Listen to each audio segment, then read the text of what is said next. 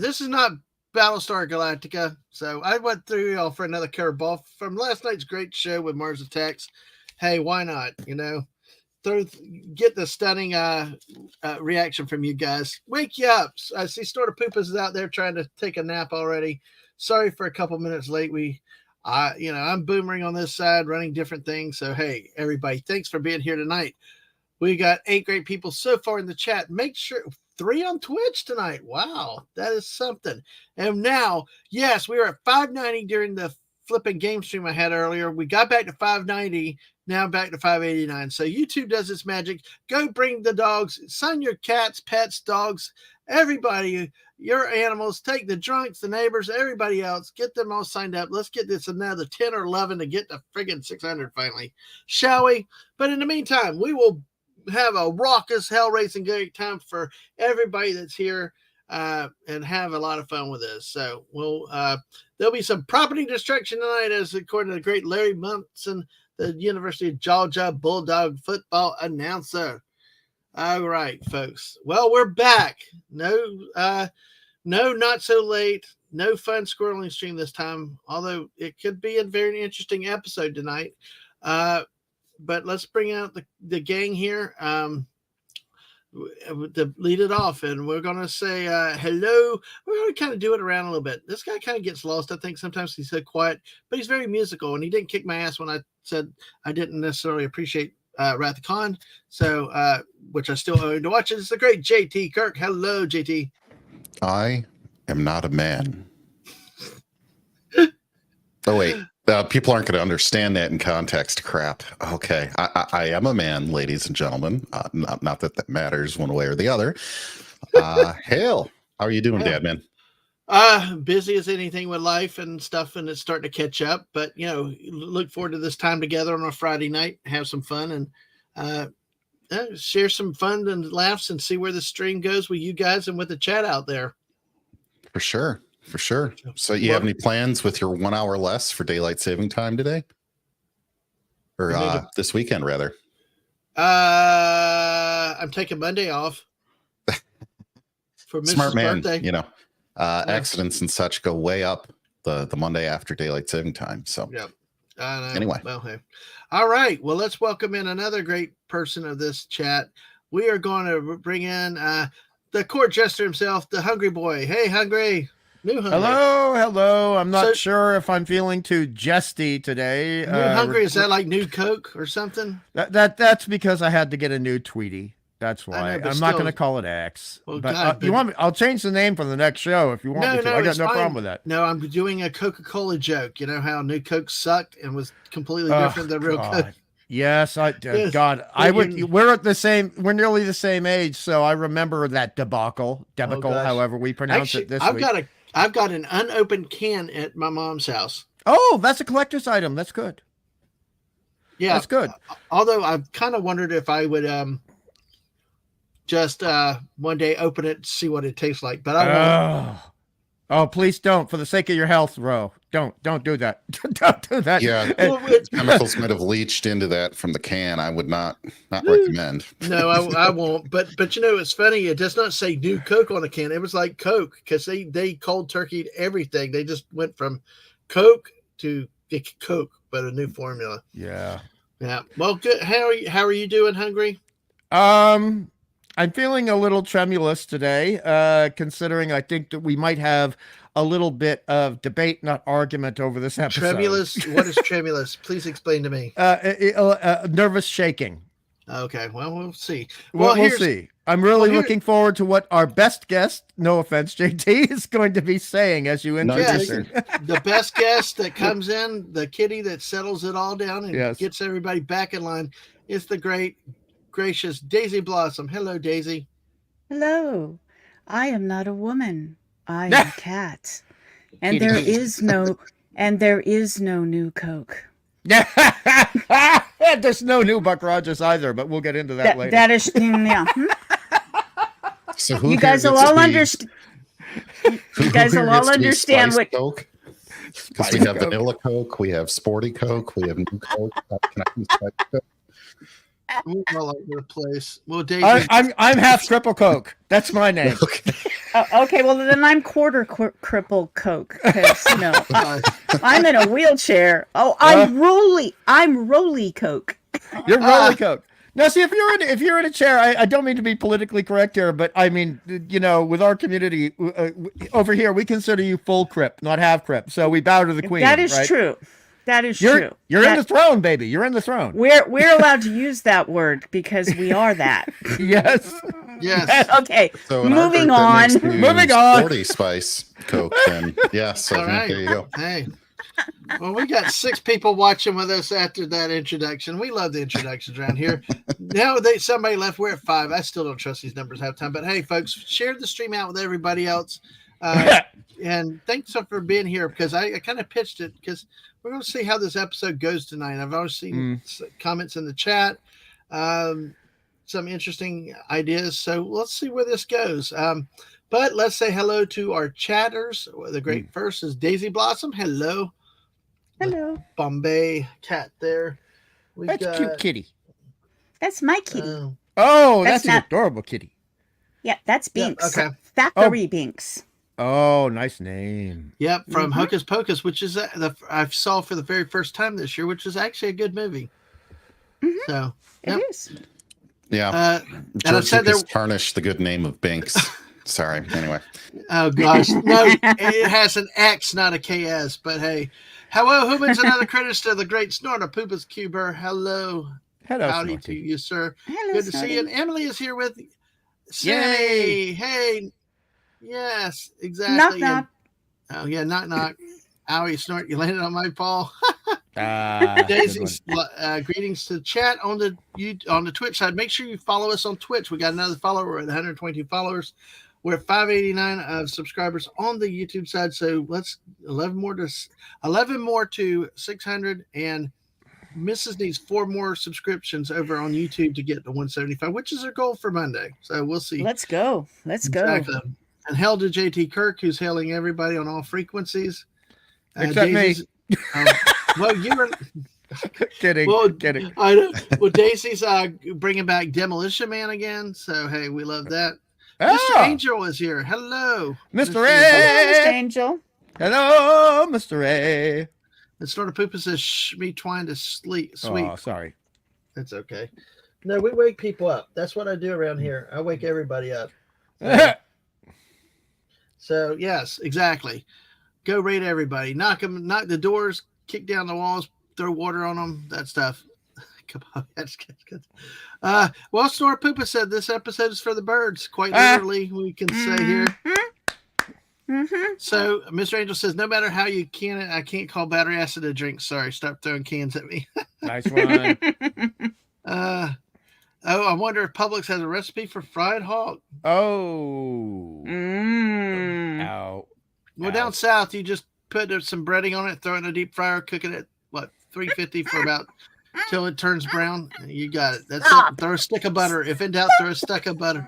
What? I don't know if they have a cut of meat Are you that okay, good Daisy? at Publix. I'm just going to go there. Daisy, are you okay? Yeah. I had visions of bird being chucked into. Never mind. I'll get over it. Premonitions. Into a food processor. Foreshadowing of the discussion of this episode, I imagine. But yes. Well, what do you say? Yes. Well, let's get started about. Well, Daisy, we'll make sure. I'm going to be an outsider again. I can just feel it. But Why do you let's say go. that? Why do you say that always? Why are you so negative? Like my boss who retired said when he called up and I said, "What's wrong?" He's like, "Why are you so negative?" Because I'm not negative. I'm a prepared cynic. Well, what he said was what he said was, "Well, why are you always so negative?" I said, "Because when you call, usually bad things happen." Yeah, You well, get it wrong. Mhm. I can relate. Oh, I think your boss would feel about me the same way. no, good sleeping might regenerate and morph. Don't worry about the tentacles grabbing around. Just reflex. Usually they go. Yeah, we saw the tentacles last night in Mars Attacks. We sure did with Lisa and Hungry Boys. So, all right. Well, let's start with JT Kirk. Everybody, we finished season 1. This is the first step into season 2. We debated whether we do it. The decision was made to come back for season 2.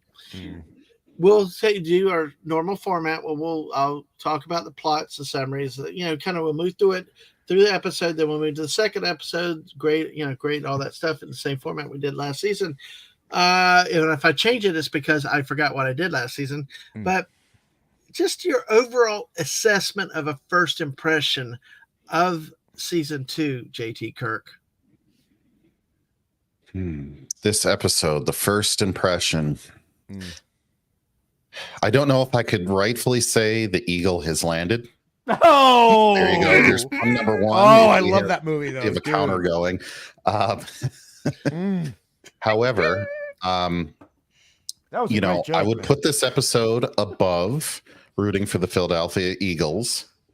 But not as high as listening to the Eagles' greatest hits album. I wish I understood half that joke. I understand one half, but I don't understand the NFL reference. Dadman? You passed the buck. Or shall I? Basically, the Eagles are known for having a cantankerous and uncultured fan base. Yeah, they used to have, I think they at least used to have a jail facility to do court in the stadium. Yeah. Yeah. So did Oakland. Yeah. Oh, the Raiders. Yes. Okay, so think no of football. think of one of your first or your worst rugby teams. They're hungry in terms of fan base and welcoming to their city. And Parramatta Eels. Got it. Okay. Yeah. Anyway, so somewhere between that and the Eagles' greatest hits, I would put this one. I watched this for the first time. I think am I the only one in this group watching all of these for the very first time on the panel? I was not familiar with season 2 going in. Oh, okay. So I season one, I saw every episode as a kid and then later on in my 20s, and this is the third time round for me. So this is the second time around for me. I see. Okay. So I was the only one in season 1 who had never seen it before, but now Dadman and I get to do the first time deal. Impressions on this, it is a stark difference. I know I was informed that it was a stark difference. Yes. I did watch this 3 times to get ready for tonight. Nice. I watched it about a month ago. I watched it about 2 weeks ago, and then I watched it over the course of the last couple days. And each time I got different things out of it. Good. I appreciated it the most the first time I watched it, which I don't know if that's a good thing or a bad thing. It's an I impressive appreciated. thing. I appreciated that they deviated in season 2 in some ways, and in other ways, I was rather unhappy with that choice. Having only seen 1 episode of season 2, I really wish they would have done at least 2 more seasons now, because I feel like if they're going to make that big of a switch and they could have done it in every season, it would have made for a fascinating show. Magnificent point, JT. Really good point. So thank you. I was thinking everyone was going to hate on me when I came. No, here. No, every opinion. Nope. Yeah, exactly. Yeah. I do have a lot of problems, and we can get to all of those later, but I appreciate some courage in many of the things that they did. I did watch 2 other random episodes before saying, let's do season 2 or not. Yeah. Because there was some discussion on, do we want to just remember Buck Rogers for the greatness of season 1, or do we want to go out into uncharted space? So, the devil you know versus the devil you don't. Yes. And I could say the 2 that I picked at random, I will not reveal those 2.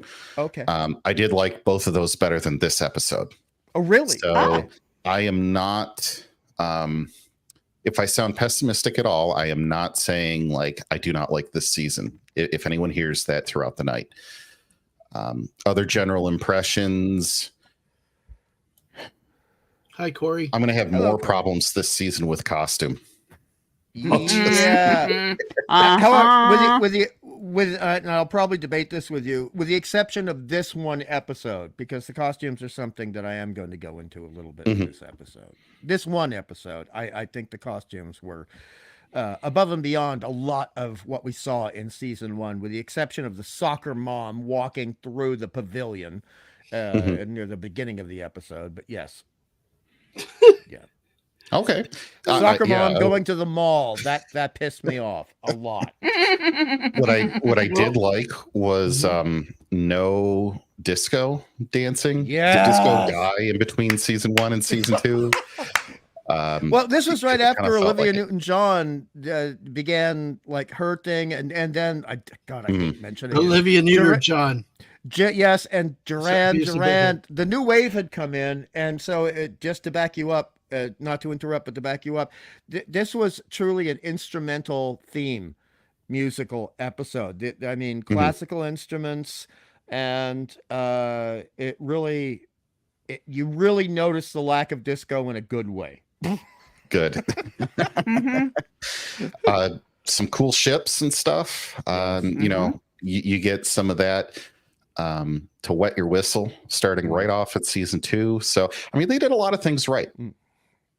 Including the first image we see is Hawk's ship. That's because they have a cold open for some reason. They switched to cold opens, where before they had like clips of what would happen. Yes, you know, and they'd have clips, little itty mini bites of what would happen in the episode you're about to watch, and then they would go to Joseph Conrad doing the narration for the title sequence. And in this one, well, for some reason they did a cold open scene, and then they go in and Jesus, there's a nobody doing the narration. Well, then they had that voice that guy's had a familiar announcer voice. I know that voice from somewhere. Yeah, it's a new narrator, right? No, they changed the narrator. The old narrator was Conrad, who was from Jake and the Fat Man. And but this guy's voice, this new guy's voice, I've heard that. No, he was very famous. I don't remember the name offhand, but anyway, sorry. I'm going to be quiet. Go ahead. I'm supposed to shut up. Sorry, can you all hear me? My we hear you. Internet dropped for a solid 10 well, seconds. Well, Hungry, go ahead and finish your point. Hungry, I want you to finish your point so we can get to Daisy before I say anything. But like Mr. Angel says, nothing beats a bit of disco ladies flying space fighters on a very tight white. Handkerchiefs, tissues. That's going to be one of my major complaints. I mean, I don't want to. If JT wasn't done, I'd rather hear the rest of what he would have to say. Well, we're going to go into more. He gave me an assessment. I just wanted kind of where you think at our first episode, what your initial impressions are for this season before we get into details. I don't want to repeat a lot of what JT said, but a lot of what he said is how I feel. Phantom. But Fanty, the thing is that this honestly feels like an entirely new show that holds on to 3 characters. And number one, I was really pissed off when I understand when I learned later that Mel Blanc, who previously did the voice of Tweaky, he was very sick and in the hospital and couldn't work when this was being made. But I really dislike the voice of Tweaky in this episode, which is jarring and grating to me. And Wilma's personality seemed to change drastically, and she was minimized heavily. And we're getting far less Wilma, and she's in this. Even though Sailor Moon had not been created, keep it general. Keep it general. I want you to stay general right now. Okay. Before all right. We get too specific. Okay. I'm a very specific person. I know, but I just like wife tells me, shut up, make it brief. You know, just fewer words. Well, okay. All right. But the whole vibe of the show had changed. I think now that's great in one way, but you have to look at, I looked at it as, what did you give up in order to attain what you believe you achieved? Right. And I think Daisy knows what I mean by that. Okay. So Daisy, your initial assessments and impressions from the first, because I know that things will change over time as we see more episodes, but what was this? Because you had warned us, Hungry, it was a big change. Daisy, what was your preliminary? And that's what I want to get. What hit you when you first saw it, Daisy? Okay, so the first thing that hit me was we did go into the cold open, and the moment that I saw Hawk, and the whole episode flooded back, even though I'd seen it only once before in the 80s, and I went, oh yeah, okay. And yes, it's very different. These two are very different than season 1. And I'm not sure if I'm okay with the changes, but we shall see. All right, you three have talked. I think this is a good general thing. Phantom Outsider said it went from Buck Rogers on adventures to Buck Rogers in the plot of Battlestar Galactica. Well, more than that, to be honest, as an overview, Glenn Larson, as we've talked about, swipes a lot from himself and other people. With the whole thing with the Searcher, and this is general, not specific. All of season 2 is in a way ripping off Star Trek. They're going out to find new people, new civilizations, etc. Where have I heard that before? Could it be Captain Kirk in the title sequence of the original series of Star Trek? And it's aggravating. It's aggravating. Well, you're right. He apparently copied something else. He copied his own franchise and copied Star Trek. Then, okay. Yep. All right. All right. The Searcher was looking for the lost tribes of Earth and other people, but yes. Yeah. Yeah. So because they left Earth. It's kind of like the Galactica thing. Yes. Go ahead, Daisy. Yep. Yeah. It did both the Galactica and Star Trek. When he said what their mission was going to be, I expected him to say to seek out new worlds and new civilizations and boldly go where no one has gone before. And I'm like, and then find the 13 lost tribes. Okay, fine. Yeah. But let's also remember Glenn A. Larson. You know, he's a Mormon, so he's always going to be sticking that into his sci-fi shows. He's been honest about that. He's actually said that directly himself. So, yeah. I'm sorry. That's all right. I got the sniffles too. But go on. Just wrong. Okay. Well, we still got 10 people with us. Make sure you smash that like button. 11 now. Smash the like button. Follow us on Twitch. Subscribe on YouTube. So we're going to move on. I'm not going to tell you what my first impressions were. Okay. Sorry. This was bullshit. This was bullshit. Oh God. That was not freaking. Yes, tweet it out. Dadman rants tonight. Okay. Dadman rants tonight. All For right. 2 weeks, I did not. When we were, I was ready to say screw this show and walk off. Wow. I was so pissed off. This is not Buck Rogers. This is not even Wilma Daring. Like you pointed some things. This is not the same characters and stuff. They were so. This was like culture shock. Yes. This was not even. It's bullshit. I mean, it's like you said, 2 different shows. You could not have said it any better, but I could not have ever appreciated that statement till I watched it. Okay. I watched it a few weeks ago the first time, and I didn't even finish it when I was with my mom. Wow. Because I'm like, what the hell am I watching? Didn't you tell me in DM you were watching it for 15 minutes and had to shut it off and like recover or something? Like that? Might have said something like that because I mean I'm trying to not be too specific, but I'll get into it.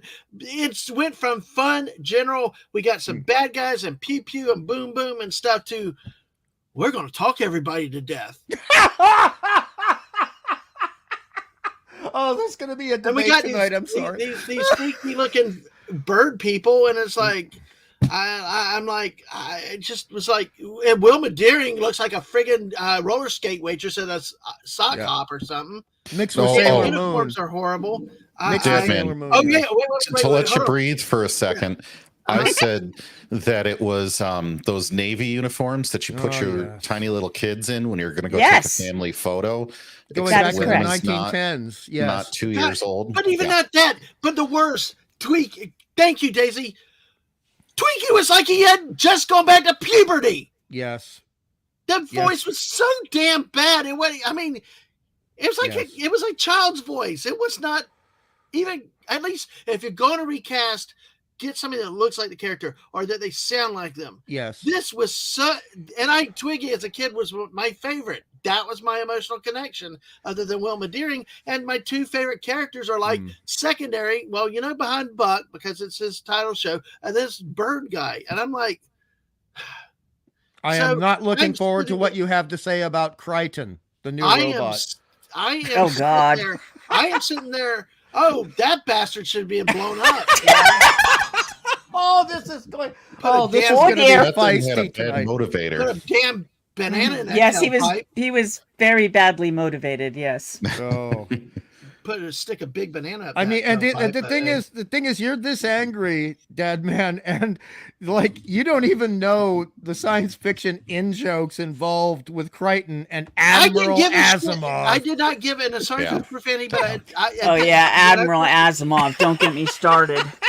that I didn't. No, dude, you are not allowed to have that name. I am so I sorry. have a word about that. But he's in a my relative, notes. though. He's a It's 4 letters descendant of long. him. But I see, don't care. They said he was a descendant of him. So The kitty is hissing. I hear a yes, kitty Mr. hissing. Angel, reprogramming him into a damn toaster. Oh, please. Yeah, you think I did? Yeah, sorry, Limp, I didn't mean that sound disrespectful. Right. I did, especially the first time I watched it. It was like insane. Snortopoopas. Yeah, this would have made a better show. These are Voyages of Starship Pepperoni. This 5-year mission to seek out a good thin crust pizza with breadsticks. To boldly order toppings no one has had before, and I would take the damn anchovies. Oh no. But that's how bad it was when I first watched this. I'm like, I can't do this. I can't go there. And I'm like, oh wow. It was too much. Tweaky sounding like not even Tweaky. The damn idiot robot. I thought it was just pointless bad humor. It's an in-joke. Actually, the whole thing is with Crichton facing off with Asimov. It's a clumsy attempt at a sci-fi in-joke. Asimov with the name did not bother me too bad because I figured. Plus, also you read up later is like, well, they made this big deal that it's that it was a descendant and things. So, but I just more than a motivator. So Uncle A would have loved the Admiral title. Yeah, so we are you guys I've been sitting on this for 2 weeks. The chanting thing off. Well, there you are. Yeah, this episode just like urinated on the whole first season to me. Wow. I can't trying disagree. to stay general, and I'm trying to stay general. We can explore that as we get in there, but a lot of the concepts, the drastic change of the tweaky, and I understand like what you said, there are reasons, but you can at least find somebody that's hit puberty, find a bass out of the choir or something. I agree. And and it just all that sticker shock right at the beginning set the tone and the mood for me at the beginning.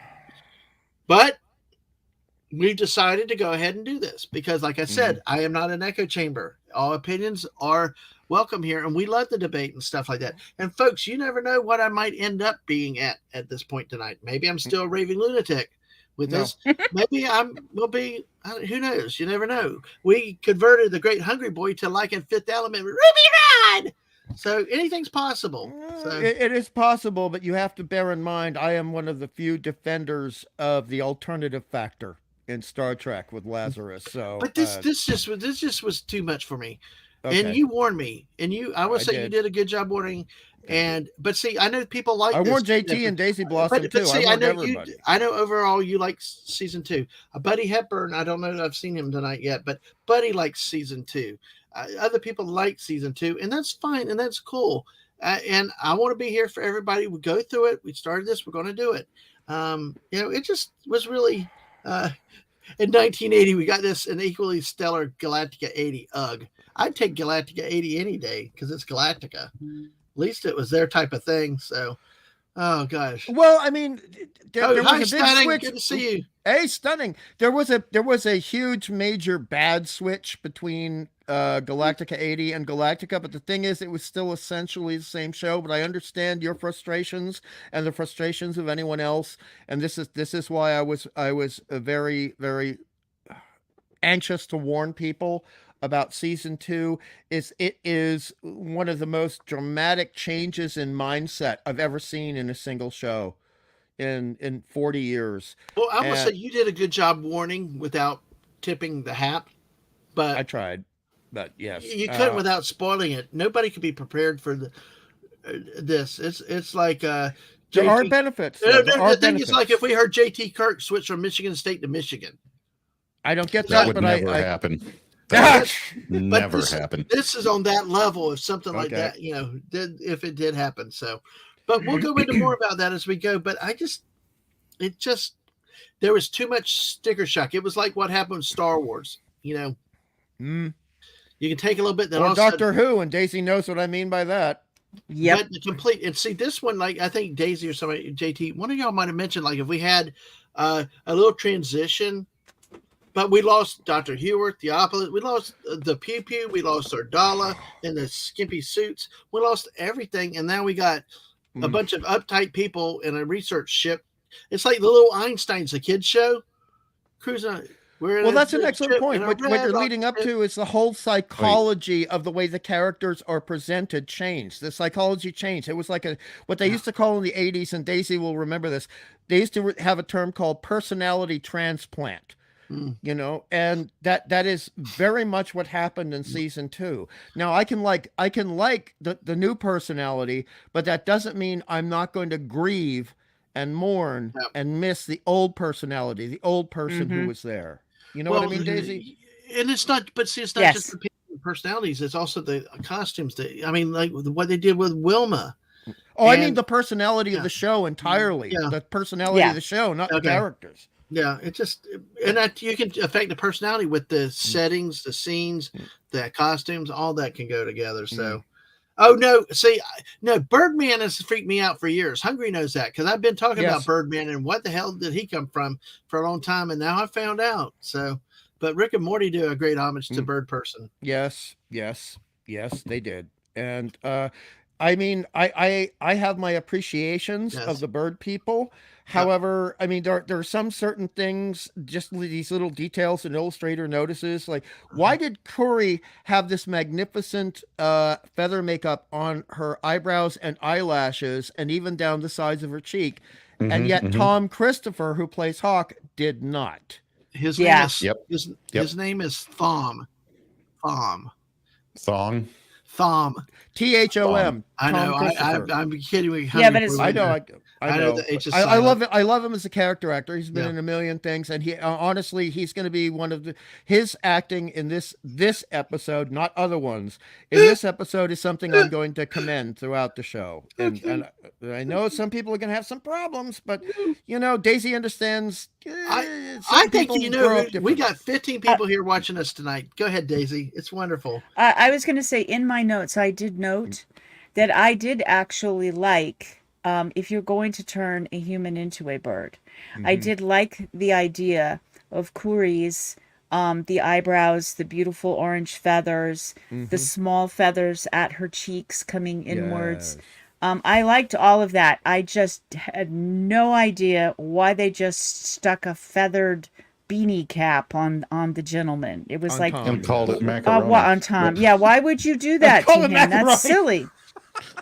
I got that. It was awful.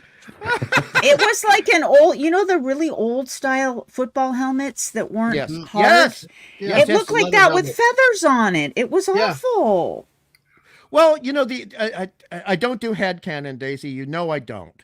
And other people do. But the only rationalization for this that I can find is that on some occasions in some species, the female birds have more beautiful and glorious plumage than the male birds. That's the only possible excuse I can imagine, but I don't think the writers of this show are that smart. True. Okay, but here's my thing. Okay, you could make the male less colorful, but you could have given him his quote-unquote eyebrows to be either black or white feathers. Yes, good point. And just to go with the white with the speckling. There are all kinds of things you could have done if you wished to make the male less like, okay, yes, the males in the species are not as colorful. Yes. Without making it look like they're too what? I don't get it. Sorry. No. Well, guess what? Don't worry about that. That's another problem, Mr. A. It's often the male has to be more colorful to attract the female. Birds. Daisy's point is very true though, because see, the thing is the coloration of the feathers may change, but the amount of feathers and the location of the feathers is not that different between the male and the female. So that was one of the few things I'm going to complain about with this episode is that kind of thing. And then we also They did Daisy- some good things here with like Yes. Phantom Man. So I was pointing out they did made Hawk interesting by his great flying was instinctual. You know, Yes. that was I a like that key part. point. I have notes about Well, that. and that he Yes. called her his mate Yes. rather than his wife, Yes, as if mate. they were a bird species rather than Yes. what we would as humans. I And Buck was appreciated that. I respectful. did. Yes, He I did not also referred to appreciate. him as mate. Yes, he her. did. Well, Yes, he said, "I have your mate." I didn't appreciate that the rest of their body didn't have feathers on it, though. I couldn't buy that. But that's No. a costuming issue. None that so- we could see. Well, Anyway. Well, they okay. did vaguely explain that in the script. They said that the humans for over 500,000 years had persecuted them, and then they tried to be normal, and therefore they lost their wings. And, Well, yeah, and- but losing your wings and losing your feathers are Oh, good- two different things. Well, Phantom Outsider said that Hawk was having male pattern featherness. Male pattern featherness. fancy. Oh, fancy. But let me say, Ouch. you know what ticks me off again? Why do we have to have a damn hawk? Why can't we do something cool and have a bear? Because I tell you what, you know who would make a great story writer and stuff? It's our bear. Snortopoopas Keeper Snorty. says season 3 would have featured Buck being captain of an interstellar cruise ship with Wilma's service as the perky cruise director and interesting Bernie Capel as a wisecracking ship's doctor. I would watch that. Yes. Great show. The Love So- Boat in space. Yes. Yeah. If we're critiquing Hawk here already on the costume, I was unhappy with the costume, and it was a huge detraction in the episode for me because he kept saying, "I'm not a man," and I'm like, "Well, you're just a dude with some feathers on your head." Like that's the only thing that they did differently on you. Yeah, And it 'cause you did- seemed lazy and insincere from the costume department.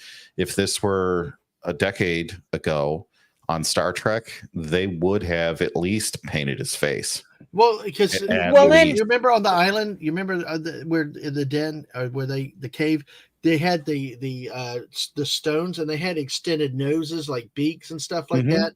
There was more to it. I mean, add something like that to him because, like you A said, mask. you Yeah. know, Well, like and right now. What was go the ahead, Daisy. movie? What was the movie with Queen's music in it? They had Hawk Flash people- Gordon. Flash Gordon. They had feathers. You can do Hawkman. it. Yes. Yeah. And I mean there are I warned people I'm going to debate a little bit tonight, okay? Okay, go But ahead.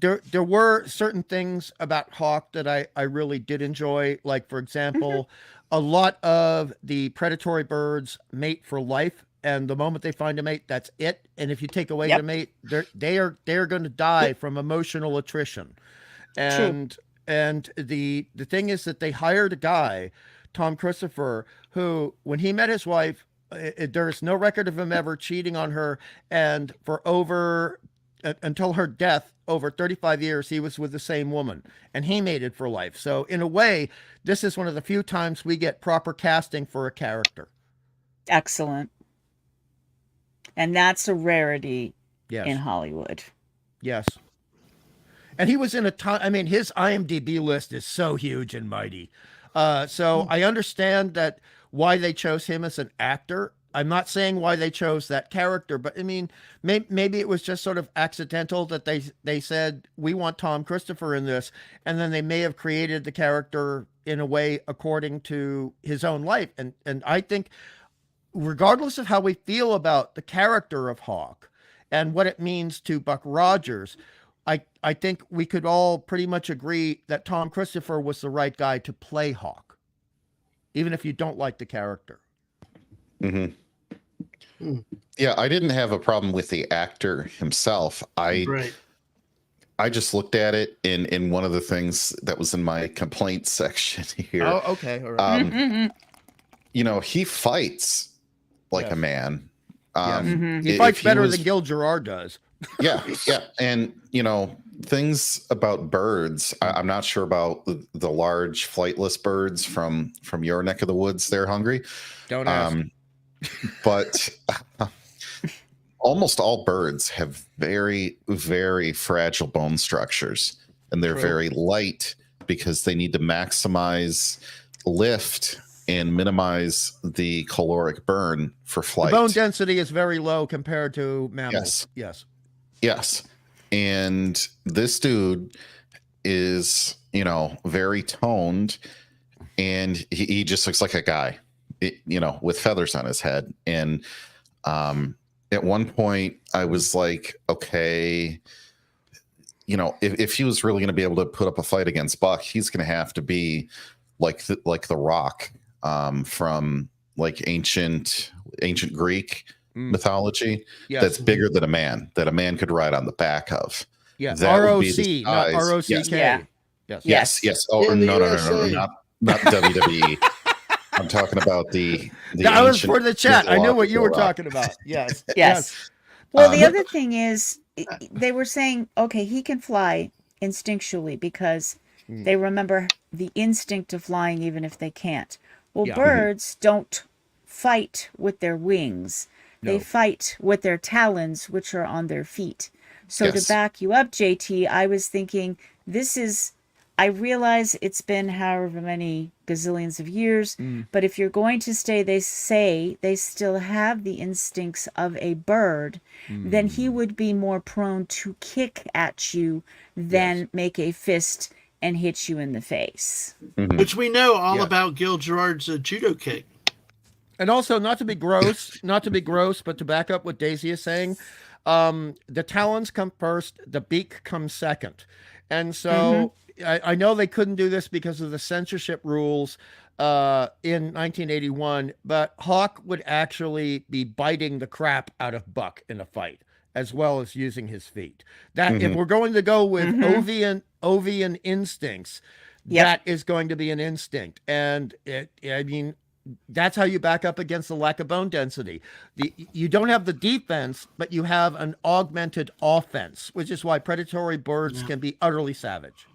Yes. Okay. Well said. So, Hawk has an idea. Cool. Hawk has executed garbage. So The good on actor, paper, not in reality. No issues. Yep. Yeah. Yep. That would work. Mr. Angel was saying these days they would have a Brazilian foot fighter or kickboxer. That might have worked better. But Hollywood wasn't even aware of that crap back then. Let's be No, honest. of course. Birds are just mean. Yeah. Yeah. Especially Just here. Just Quite ask a the few of Martians. them. Just ask the Martians. They knew. They knew the birds were butt heads. But if you're looking at flightless birds, look at the Australian cassowary, which is basically a Deinonychus with feathers. And Daisy knows what I mean by a Deinonychus or Deinonychus, however we want to pronounce it these days. But it just there were many opportunities that were missed. But I'm going to be bringing up a lot of positive things about this show that I hope I won't get too much flack for. I know you guys won't give me flack, but these are deficiencies, and maybe we need to get the deficiencies out of the way before we move on to the positives. Exactly. So let's start moving into the episodes a little bit because we're about 50 minutes into the episode. So we'd like to try to get in depth probably in the next 40 minutes. The two episodes, well, it's just really one episode. This was a two-parter. It's episodes 25, 26 overall for the series. It's 1 and 2 in season 2. Time of the Hawk, directed by Vincent McVitie, written by Norman Hudis. Original air date January 15th, 1981. Production code 55902. Buck Rogers, Wilma Deering, and Twiki have been assigned aboard a spaceship Searcher on a mission to explore the galaxy and contact lost tribes of men who left Earth after the apocalyptic war. Elsewhere, a humanoid birdman named Hawk returns home and finds his people slaughtered by a band of human pirates, and he angrily vows to kill all humans he encounters from then on. After Hawk attacks the crew of a freighter, Buck goes in search of him, determined to put an end to the killing spree and bring him to justice. During his duel with Buck, the Hawk's mate Corey was fatally injured, and Buck helps Hawk get to a healer. Although she dies, Hawk was impressive that a human could be trusted and offered assistance even to an enemy. And it even so much you saw the mutual respect. They go to the point where Hawk was going to defend Buck to fight with him against Sieg and the other guys are, the other bad guys that were trying to get Buck's ship. So you can see the two respect for each other. They helped each other. At the end, Buck decides to speak up because Hawk was not going to. His defense counselor did what they were told by him, but Buck comes up with passionate speech. There's leniency, and he agrees to follow the searcher around the universe, also looking for his people and other descendants. So Excellent summation. on many summation. subsequent adventures. So Well done. it was a 2-hour episode, later syndicated as a 2-part episode. This is where Bobby Leah takes over the voice of Twiki, and nothing I said is offensive for him. It's just the decision for that voice just was over the top for me. Guest stars introducing Tom Christopher as Hawk, Barbara Luna as Corey, Lance Legault as Flag, David Apatosu as Lama Gina. Okay, Sid Haig, which we saw from an earlier episode in season 1 as Pratt, Kenneth O'Brien as Captain.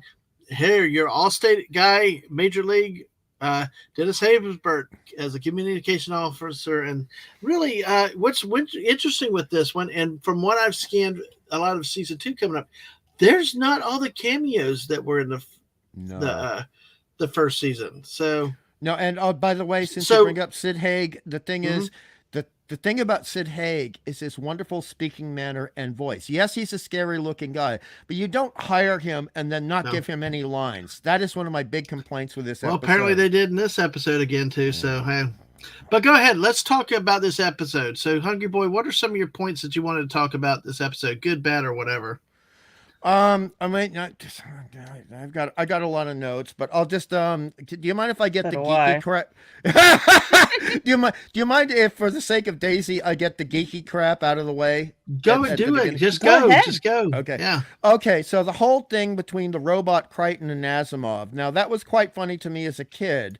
A little bit less as an adult, but there's a literary conceit here regarding previous shows. I mean, this is the person in Crichton. This is the personality of Dr. Smith from Lost in Space being put into the robot, which is a nice irony. And then he's talking to Admiral Asimov, meaning Asimov, who came up with the 3 laws of robotics. And so that's a tribute, or at least an attempted tribute, to both Lost in Space and Asimov. Now that I know some people are not going to like it. I did enjoy that. But then you have certain things that I think JT's going to touch on, like when they go to the derelict ship where Buck first learns about Hawk, and it's a derelict ship and it's got so much damage. They're going in with pressure suits, and the pressure suits, okay, they look goofy, but they're actually a tribute to the 1950s designs of Buck Rogers, which I mentioned before in the previous season. However, somehow the power, even as much damage as has been suffered by this derelict ship, the power on the doors work with the press of a button.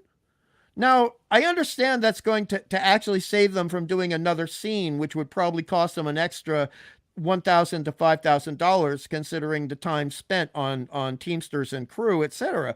But it still seemed pretty stupid at that point. And then they have the captain is called Captain Vader. Give me a goddamn break. And also he looks he's called Captain Vader. And then he looks like Lazarus from the Alternative Factor, and he's talking like Lazarus. Captain of evil, Hungry. I know. That's okay. They had Obi-Wan Kenobi in a cave with the Force later. Yeah. So. Oh my God. You mean Rabbi Obi-Wan? Yes. I mean is that. I mean that's not accidental. That's also in my notes. I mean the guy looks like a rabbi. No. I'm sorry. Our chats. What? I love our chat. Did I mess up? What's the matter? No, you're not. Did we do something wrong? No, you're not. They go from talking about asking anybody who's been disemboweled by a cassowary. Worse. Yeah. I wish Hawk would stop taking eggs from the fridge and trying to hatch them. Mr. Angel said, "I swear I was just giving the eggs a bath bird person." Oh. Said another thing about birds, they don't have sphincters. Let that sink in. My Chat's having fun. Chat's having fun. This is like a Comedy Central roast with the chat. This is good. Well, if we do we're kind of more merging the squirrel in with the Buck Rogers. So hey, who knows? But can I bring up something positive, since I was going on the negative for a little bit? Yes, positive. Okay, so Barbara Luna, who played Kuri, the mate of Hawk, did a magnificent job in this show. I think her acting was nuanced. I think that she was allowed, which was rare back in these days, allowed some very forceful lines. I mean, she basically says to Buck, if you stay, he will kill you. And then later, when he's taking her out as a captive, I mean, Buck literally kidnaps her. We can't get around that. He does do like government allowed kidnapping. And she basically is taking pride in the fact that she thinks that Hawk is going to slay Buck. And that is actually something beautifully risky in the episode. But I mean, she also has Barbara Luna has some magnificent television acumen. And for JT and Daisy, she actually played Marlena in Mirror Mirror in the original Star Trek episode. Okay. Yes. Oh, okay. And she was also Gatita in a Wild Wild West episode. And so she's got some very, very heavy TV acumen. But this also brings up something, and I don't mean to throw the cat amongst the pigeons, but it is something we need to address relatively early, I feel, is there's an elephant in the room. And that is, this is a woman who has played not only Mexican characters, but also Native American characters. And there is, I feel, a very, very heavy Native American allegory in regards to the bird people and what is being said, being attacked by colonizers. And I mean, we can go there if you guys want. We can ignore it if you want. But I mean, as a kid and for a time, I lived in the Southwest of the United States. Had some. I think you can avoid it in this episode, especially the way it ends. We'll save it for the end when Buck comes to his defense. Let's go ahead and talk about the details in the episode. All right. And then as we conclude, we can use that as one of the last points because I don't think you can avoid that with the way Buck specifically comes in to defend him. Yes, you know, and also the way that when they're having confrontations over saving her life, which is, I mean, this is one thing I do like about the episode. Buck points out that the reason, and spoilers for anyone who hasn't seen it, sorry, this woman is going to die by the end of the episode. And the way they set it up emotionally, I think that was pretty obvious, even to me as a kid when I was watching it. I thought this woman's not going to make it to the end. And like she had a red shirt. Yeah, precisely. She was the red shirt. Nice, Dadman. Very nice. But thank you. That's one of my favorite shots. The tenderness here. But this is, and I don't like bringing this up. This is kind of the noble savage thing, and Daisy knows what I mean as an educator. You know what I mean by the noble savage mythology.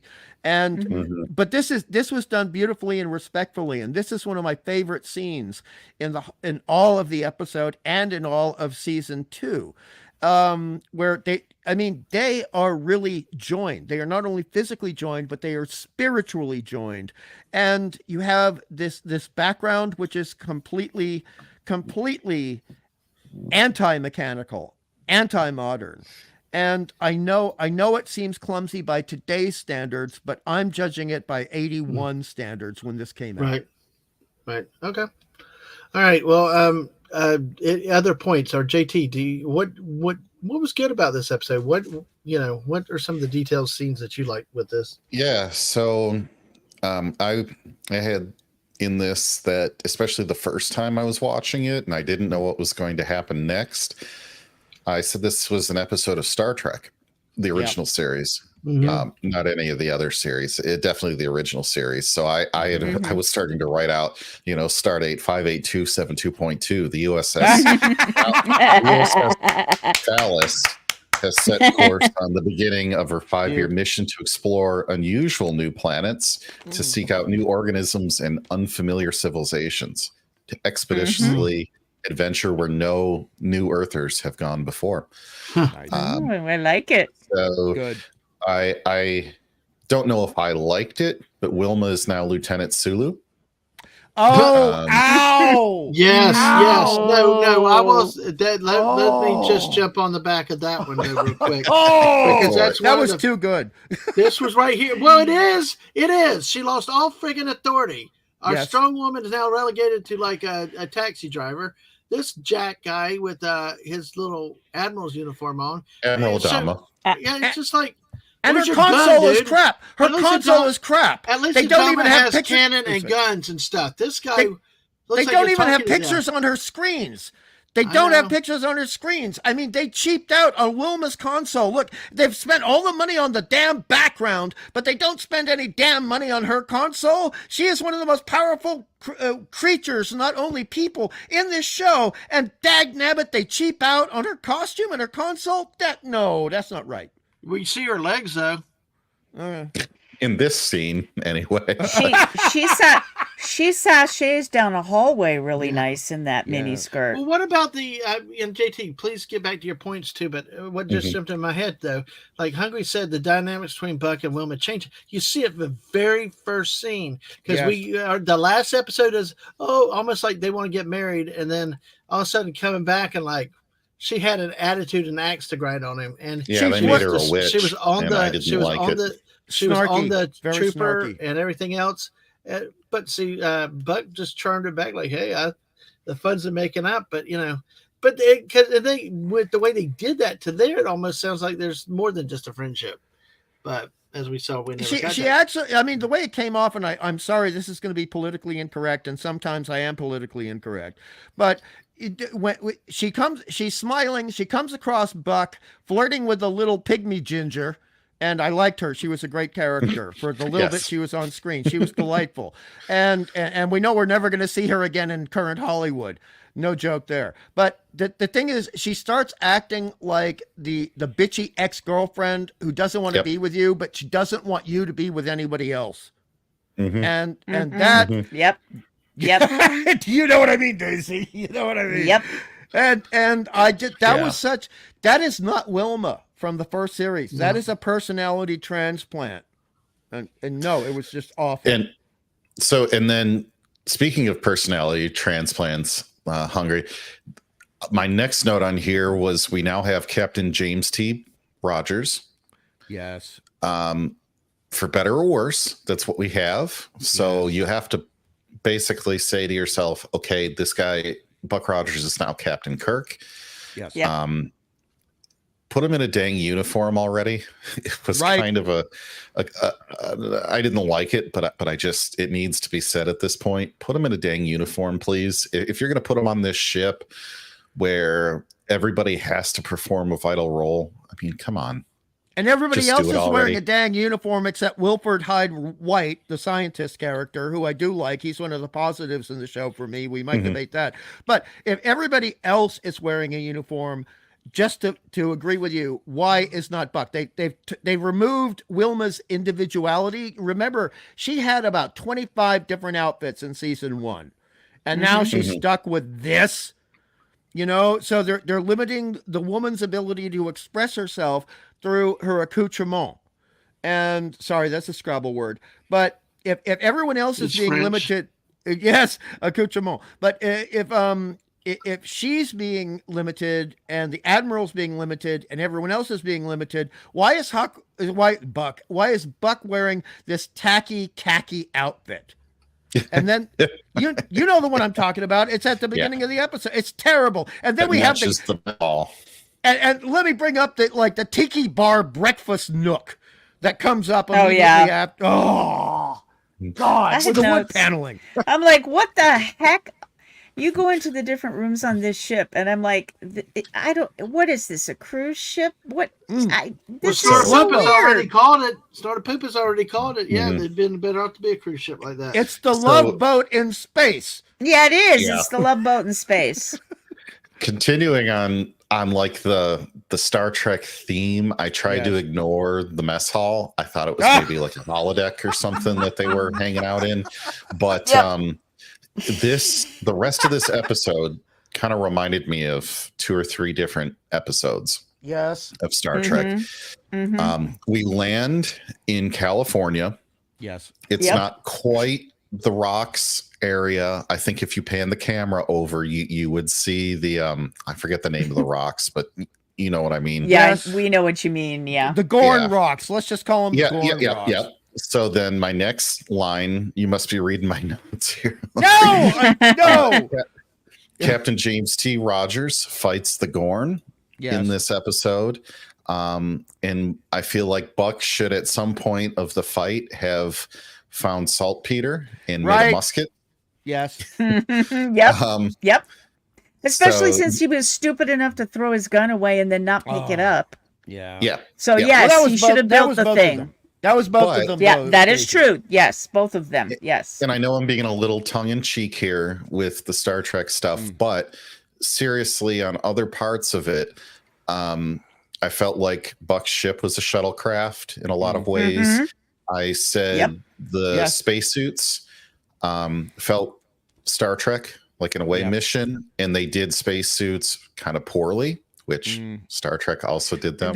No, to be kinda fair, poorly in those were TOS. from the comic books. Those were from the comic Mhm. books, dude. So that was them being accurate, but nobody else is going to get it aside from bloody me. You know. So. Not the spacesuits themselves. I'm saying how they implemented them. Oh, my apologies. Keep going. Sure. No problem. I thought, there's a couple episodes where Spock is in hazard suits or space Yes. suits, and you can clearly Mhm. see like up under the helmet at his hair, and it's like, okay. Well, the so they Tholian did web. about The it. Tholian web. Yes. Yes. you know, Yes. Yes. Yes. But going to this new planet on this shuttlecraft as well, trying to find someone or something in meeting these, going to a very metropolitan, multicultural area, Yes. and seeing San Francisco aliens in that space. actually, Yes. yeah, they actually look like aliens. Yeah. Vasquez rocks. Thank you. I knew the chat would fill it in for Yes. me. I just haven't had much sleep this week, folks. So thank you. Yeah. I felt like that was Star Trek. So I'm sitting here going, we're starting on a 5-year mission to explore strange new worlds. We're not shooting everything in sight. We've done an away mission. We're going down to this planet to try to understand why there's attacks going on.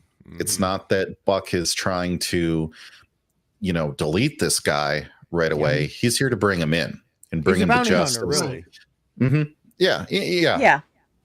And so all of that together made it feel very Star Trek. And then, of course, the fights out in the wilderness in California definitely hit it. But the weird religious alien race type stuff sprinkled in there too. Oh, the Easter Island bullshit. Yeah. The East. Oh, okay. Yeah. So I'm let's just going to address that. say, I'll get to that in my Yeah.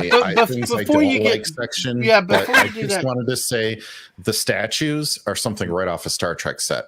Yeah. Because Let how me many ask- times did they go to ancient Greece or Rome or etc. Show the ask- goober, Dadman. Show the goober. I will, but let me ask the question though with that Mhm. is because I talked about first impressions and things like that, and Mhm. that you keep coming up with that as an observation.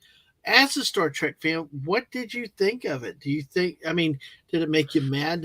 Were you okay? Did they do it right? As a Trek fan, how'd you take it?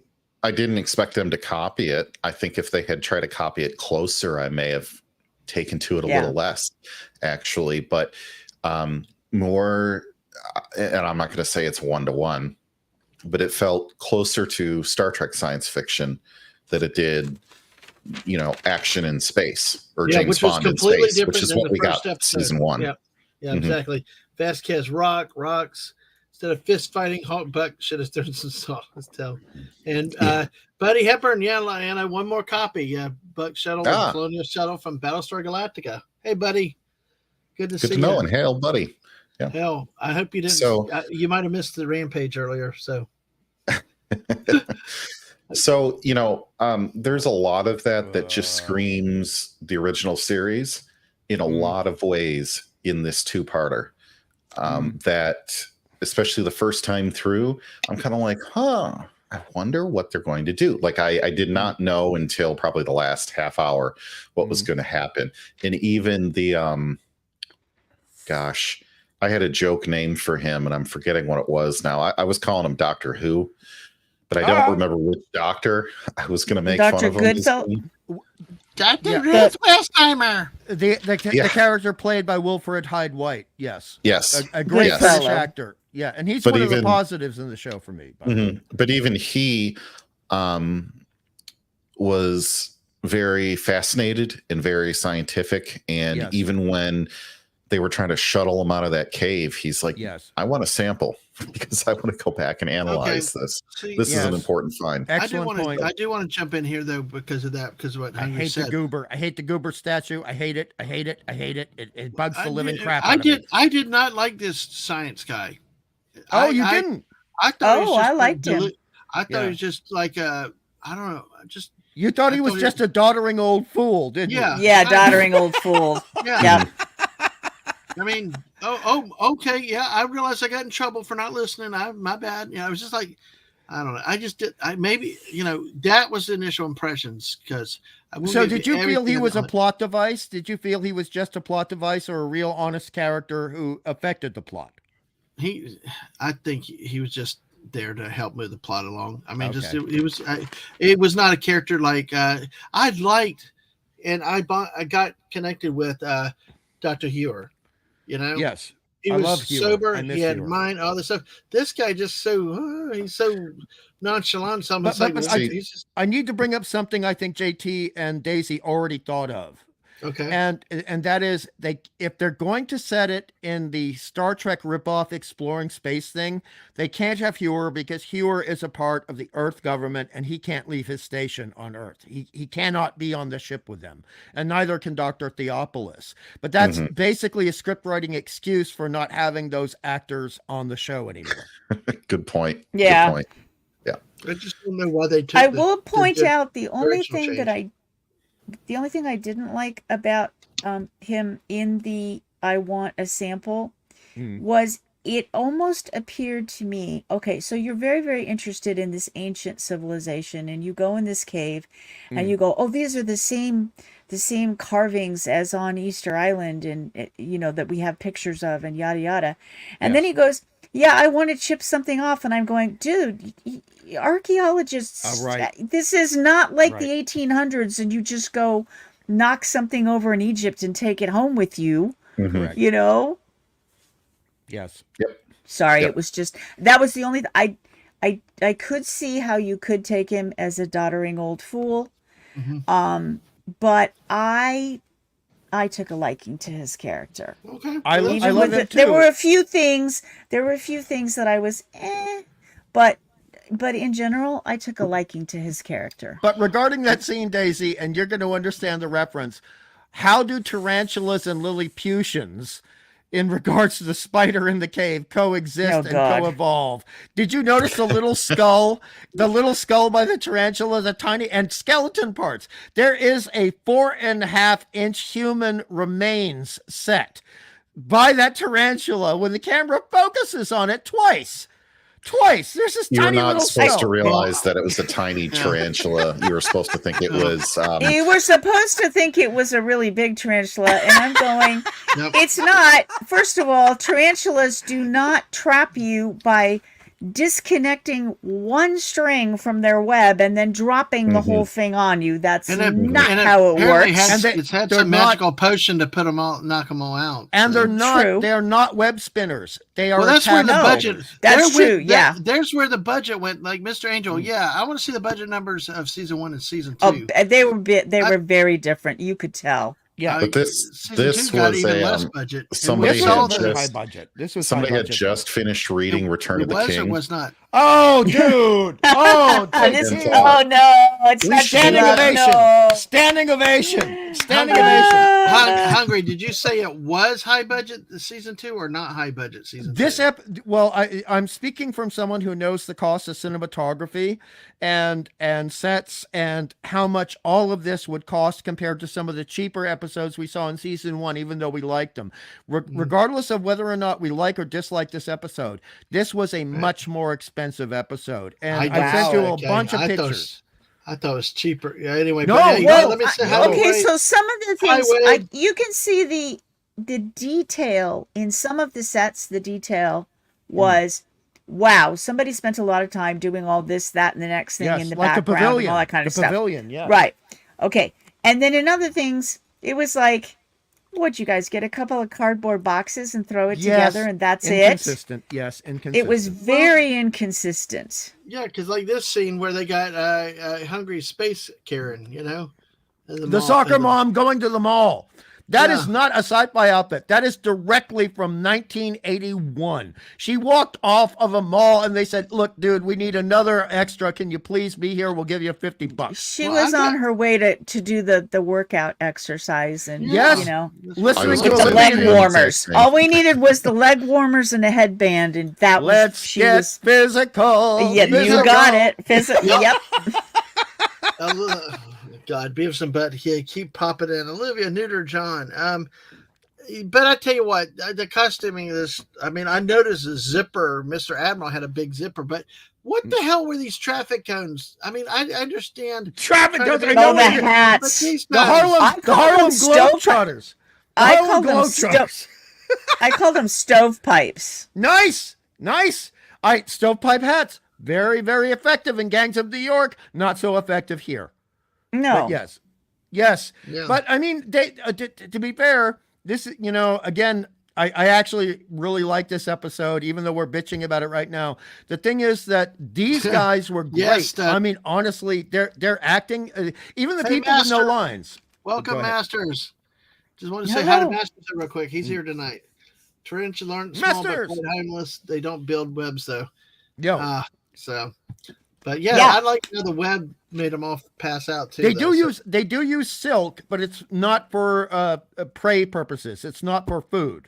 True. That's they a don't good use- But then the web. stunning. but- That's it. A fadanga. That's a good name for it to get your word in Nice there. one. So Dadman. yes, Okay, so the web had some weird thing that put Mhm. Wilma and Dr. Goodfellow to sleep. And Right. then Buck comes in and picks it up and starts wafting it around. And I'm going, dude, you should be going to sleep now, too.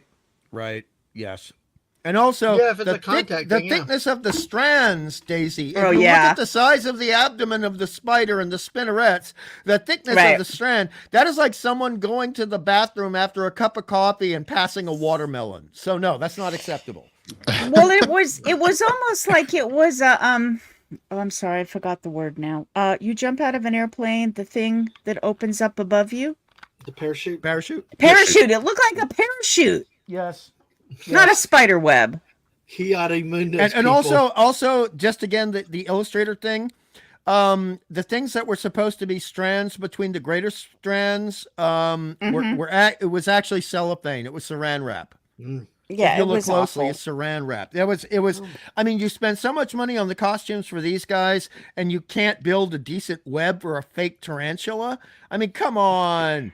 Be And consistent. then he But, shot. Okay, and then Buck shoots him, and I'm going, the spider wasn't attacking you. I know. I mean, I don't like spiders. I do not Why know do that? arachnids.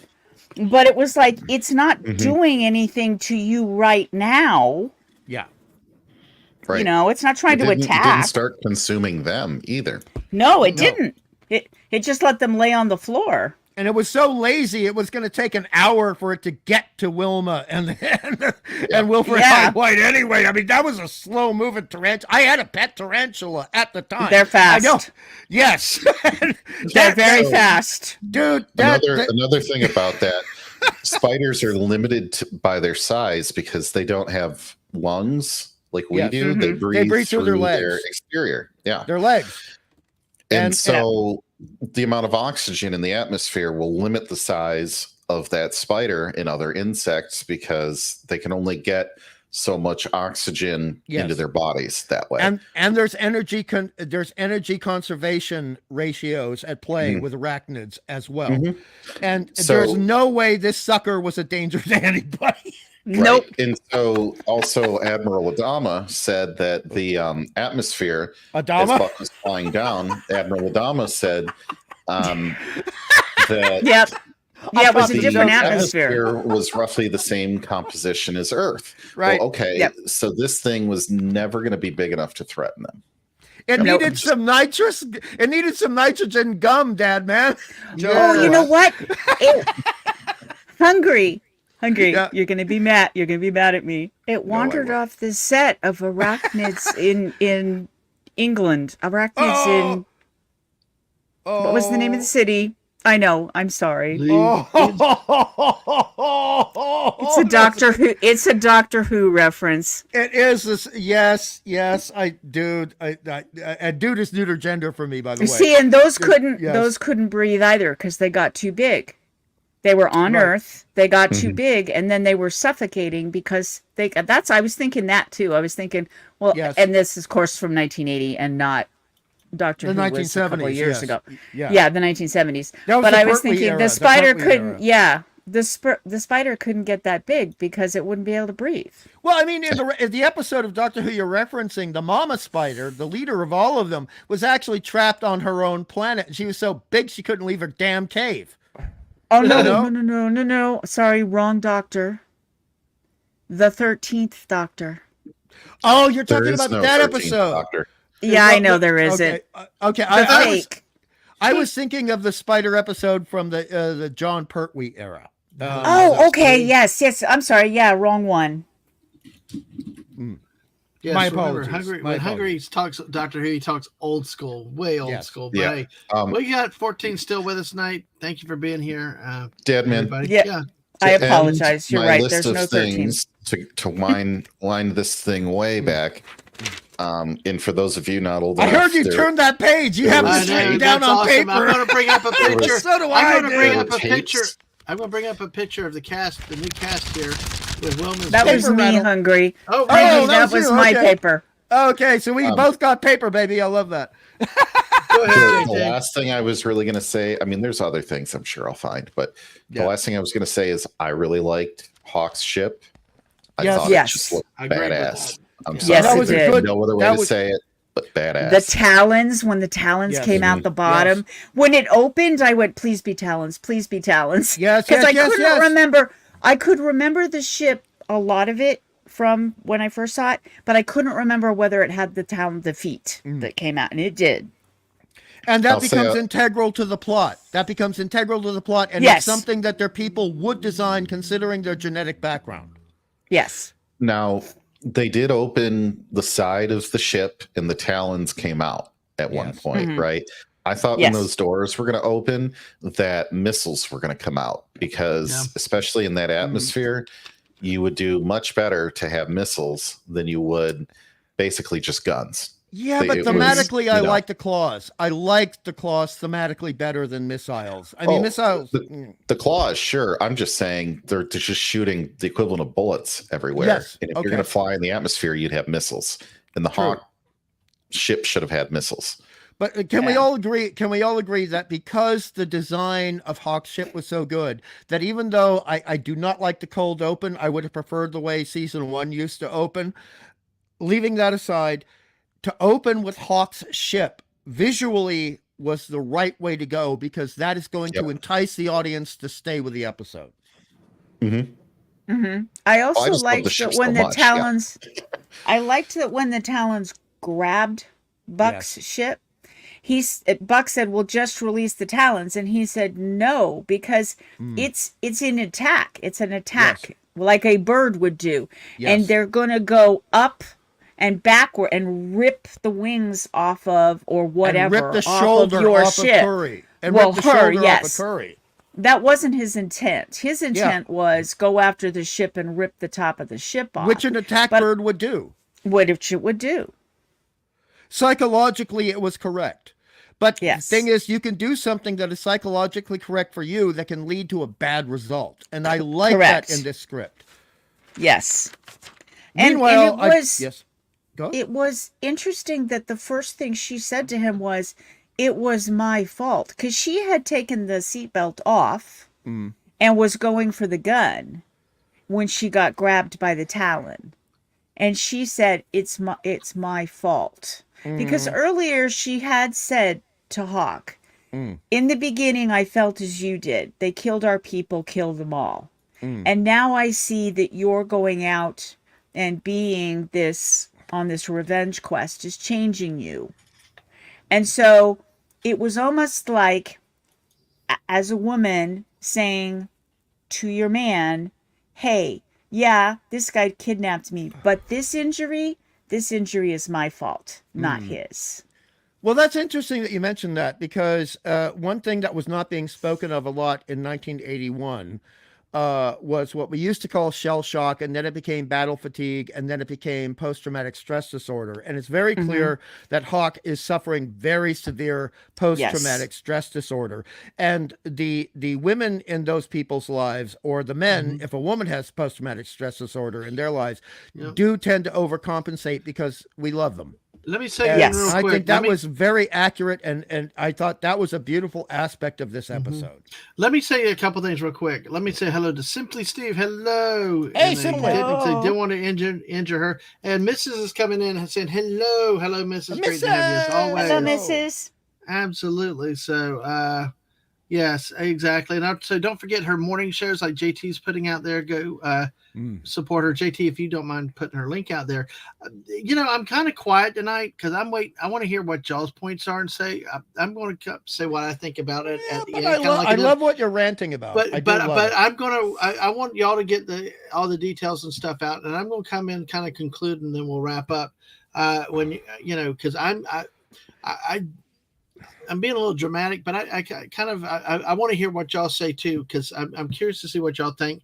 Y'all are very hot on the topics and all these details tonight, so don't think I'm not listening here, being quiet. But I will say, yeah, Tom Christopher was great at Hawk, and I did not know who he was. So, but okay, what other this? I picked this picture out of what you sent to because this is at the beginning when I'm all pissed off. Like, here's Buck in hobo clothes. Here's a literally old geek. This the old fart that's like walking the neighborhood saying hi to all the attractive young lady. Yeah, he's saying hi to the young lady, and then 10 he's going to say something inappropriate and dirty to her. Yeah, but look, I mean, Daisy will understand this. Non-Doctor Who people won't. This looks amazingly like an attempt to recreate William Hartnell, the first Doctor.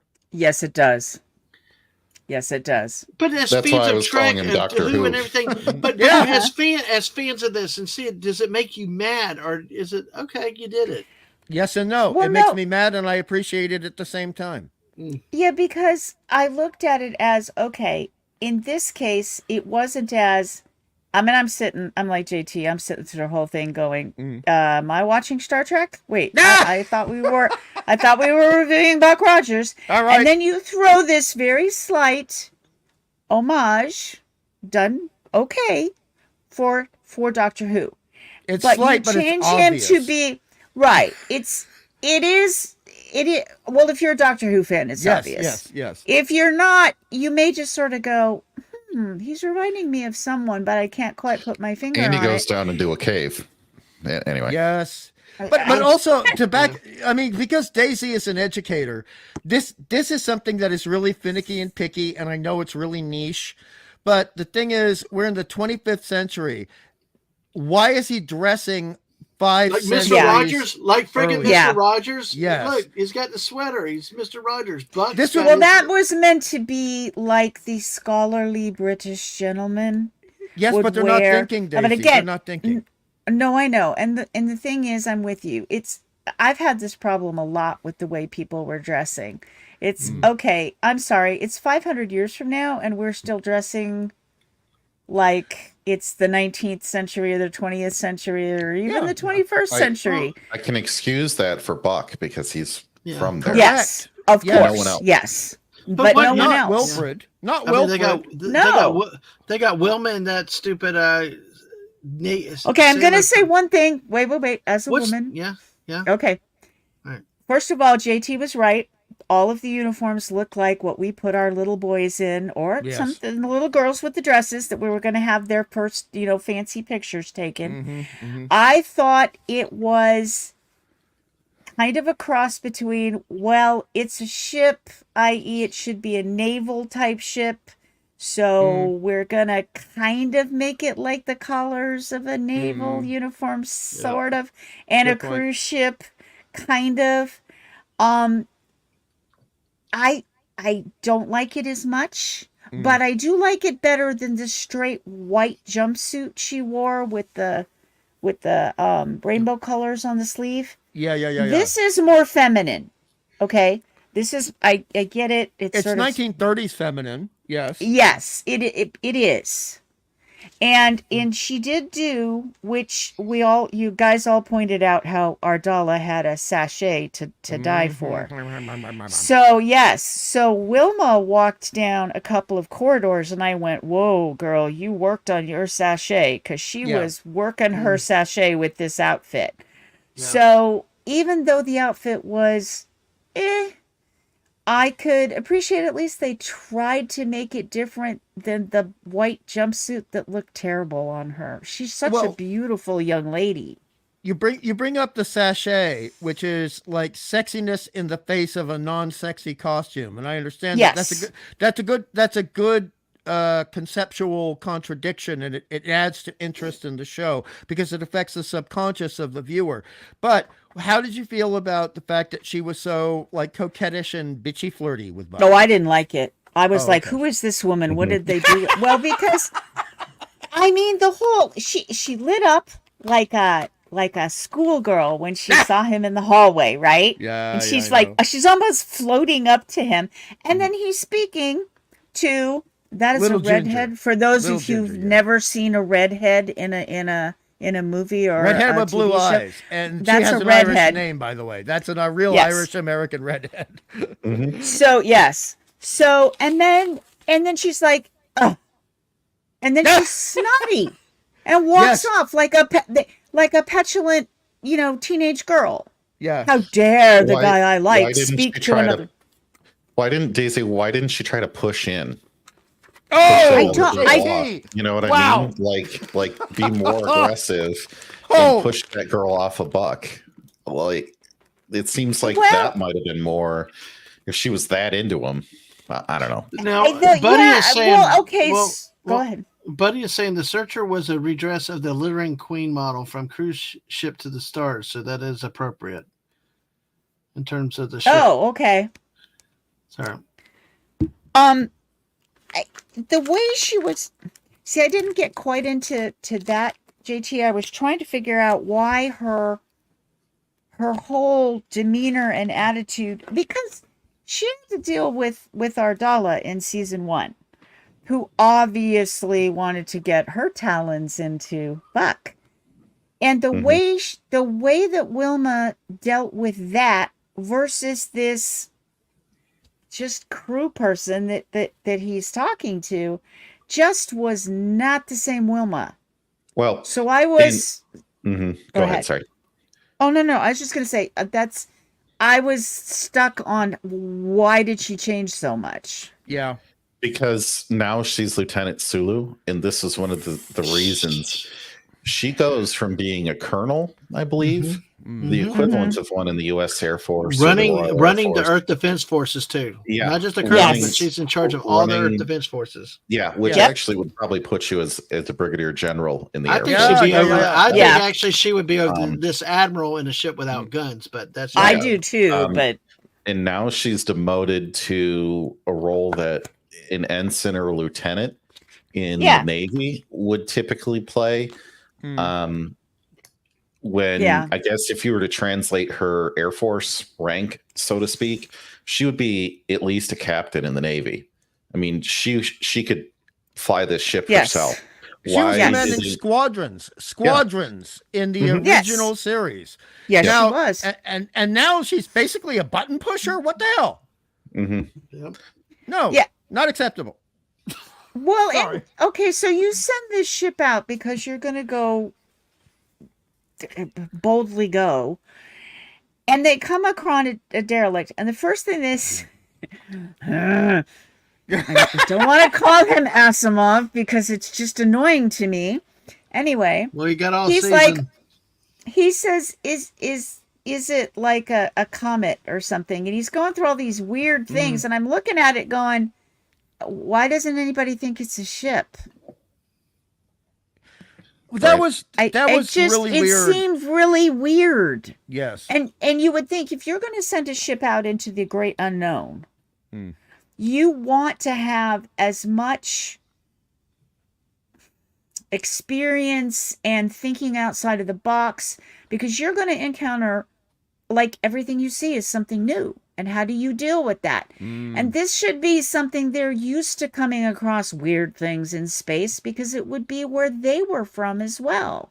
And it just seemed like a very odd, because at first I was trying to figure out what kind of ship it was.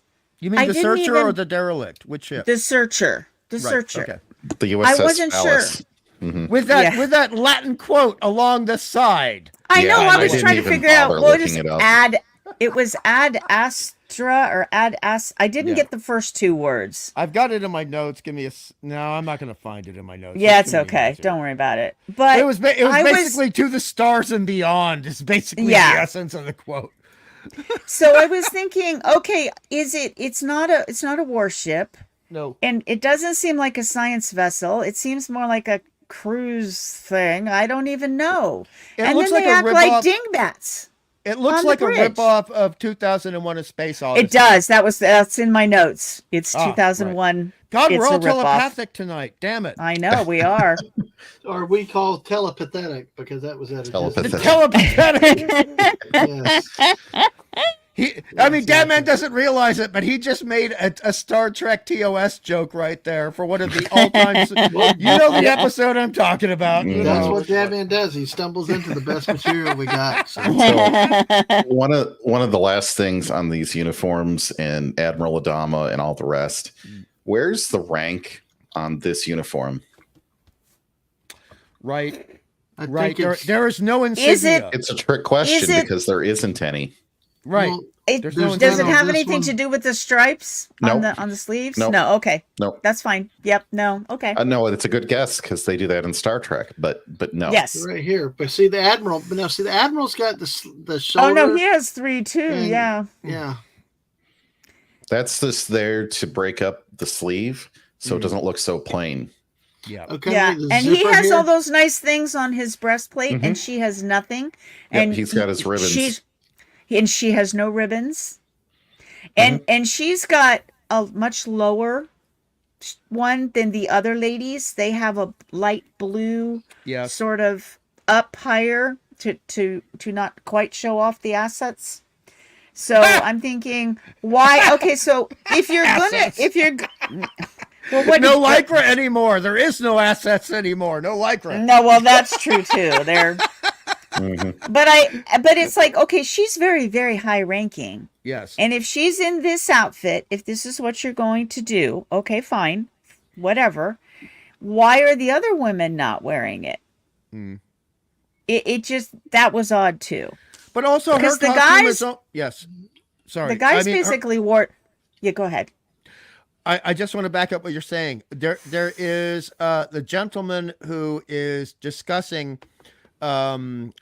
what the foreign object, which we learn is the derelict, might be, and he is clearly of a lower rank than Wilma. Rank. But his oh god, I Oops. didn't mean to say that.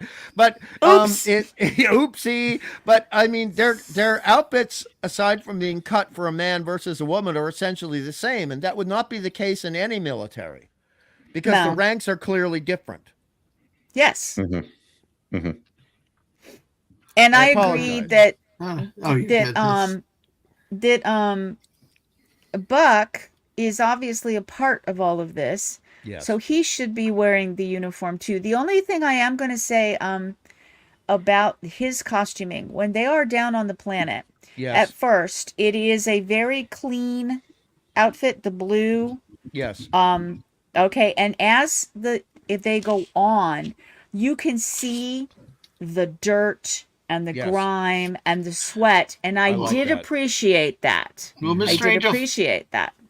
Mr. Angel found out the rank insignia was the lip gloss. Oh dear. Dude. Oh, Mr. A. You guys are great. out Now, there in the chat. here's another Yeah. thing. If Okay. you think about another great actress, Nichelle Nichols, Yes. and Yes. the actresses on the original series, when you're wearing a skirt that short, you're wearing a hosiery with it.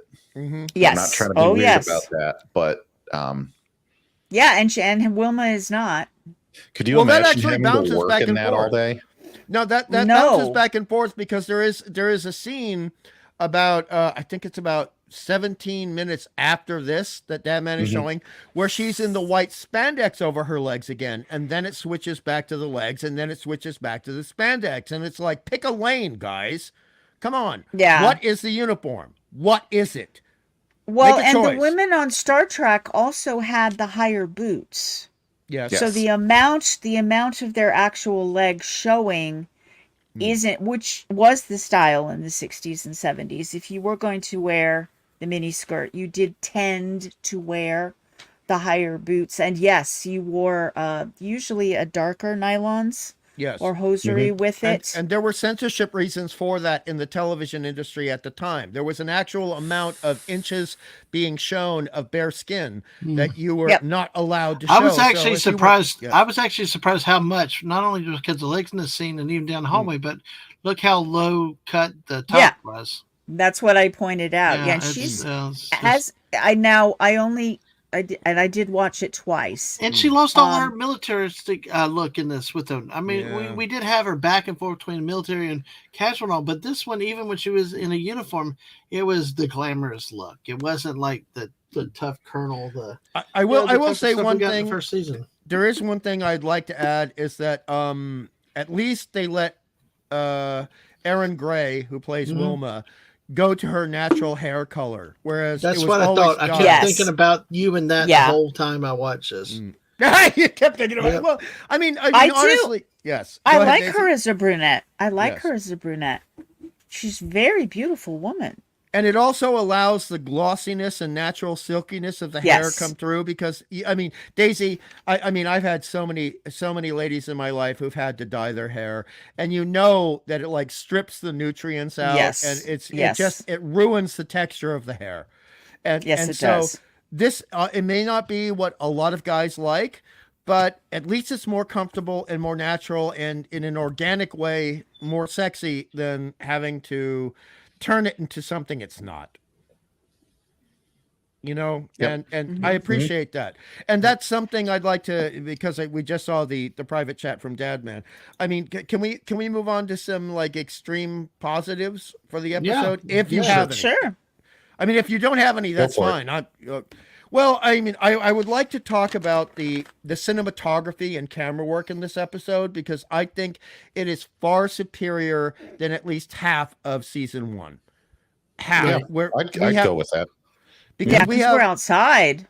yes. We're outside a lot this episode. Yeah, I remember. I think a while back, Daisy, you made a comment about when we finally got an outside scene because everything had been done indoors or in spaceships. Yep. And we saw That's what was lots of so outdoors. refreshing, Hungry, on this. Mm. Even the scene with the basketball team that Dadman Yes. had up previously, that was a set that like Star Trek would do. Yes. They go And that was some an other back expensive lot. set. That was a Yeah. very expensive set. That was a Mhm. huge set, and they had a lot of costumes with everybody. I refer to Yep. these as the Cosmic Harlem Globetrotters, but I love them. I'm not saying that despairingly. I love the Mhm. Harlem Globetrotters.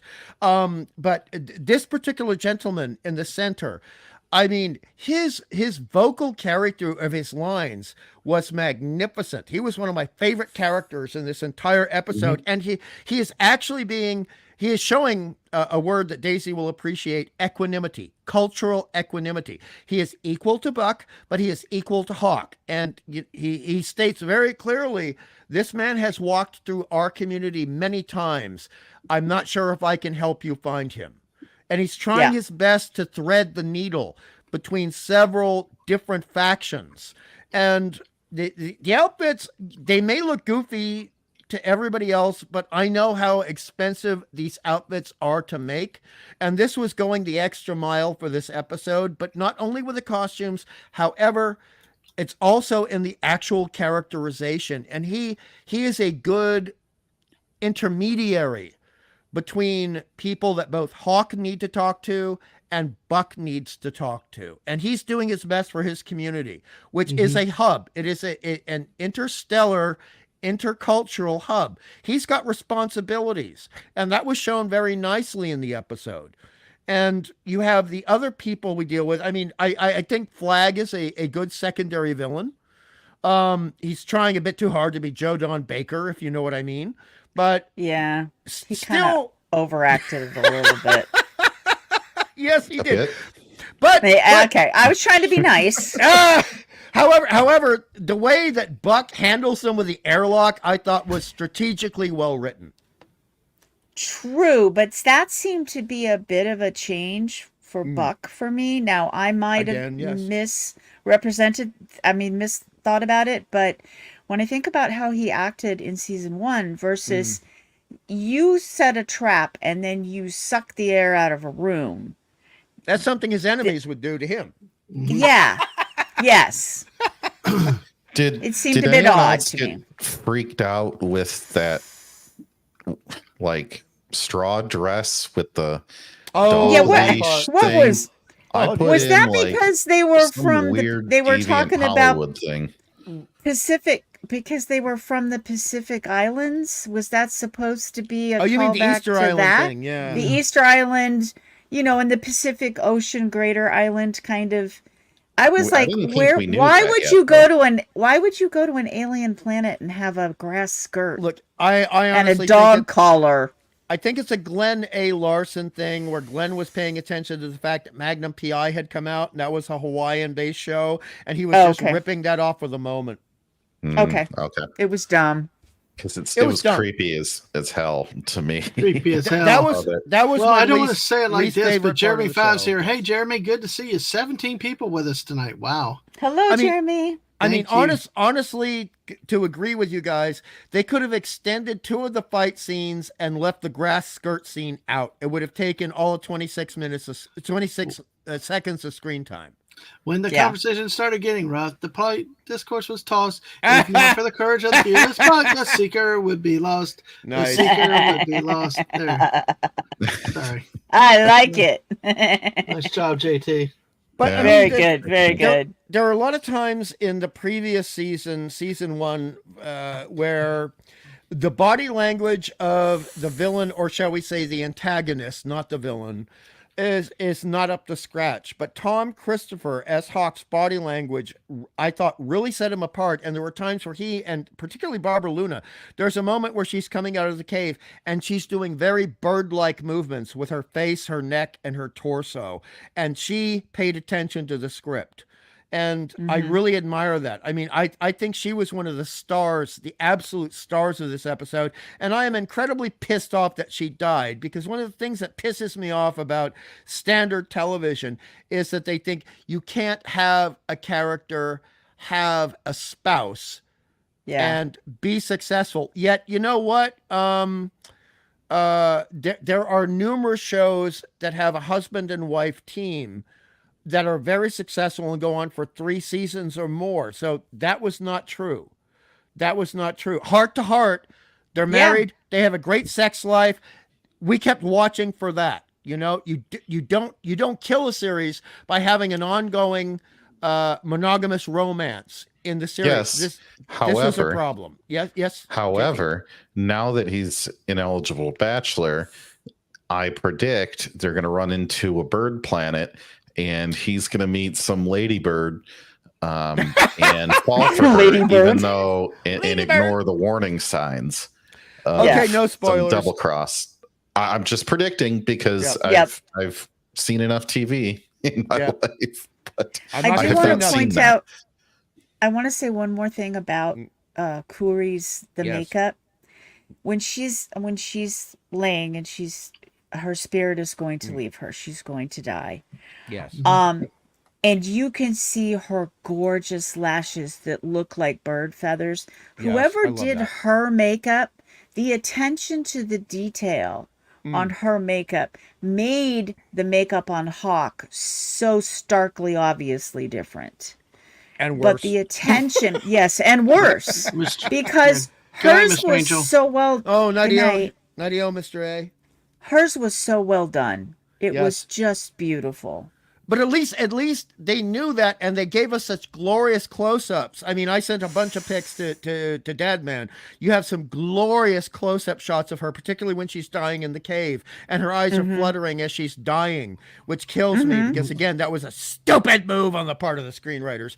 But I understand why they did it. Still the wrong decision. But yeah, I mean, and also the feathers down the side of the cheek. You know, it just Yes.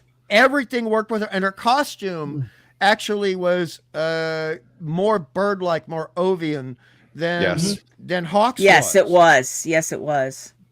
And her movements were fantastic. I mean, she's been at a ton of television. And Barbara Luna, she's a trooper, and she's almost a mercenary when it comes to acting well in television. So she's my hero in this. She did a good job. She pulled through that and stuff. But, definitely better than Twiggy's voice. Jeez, I'm still stunk on that. So any last big thoughts?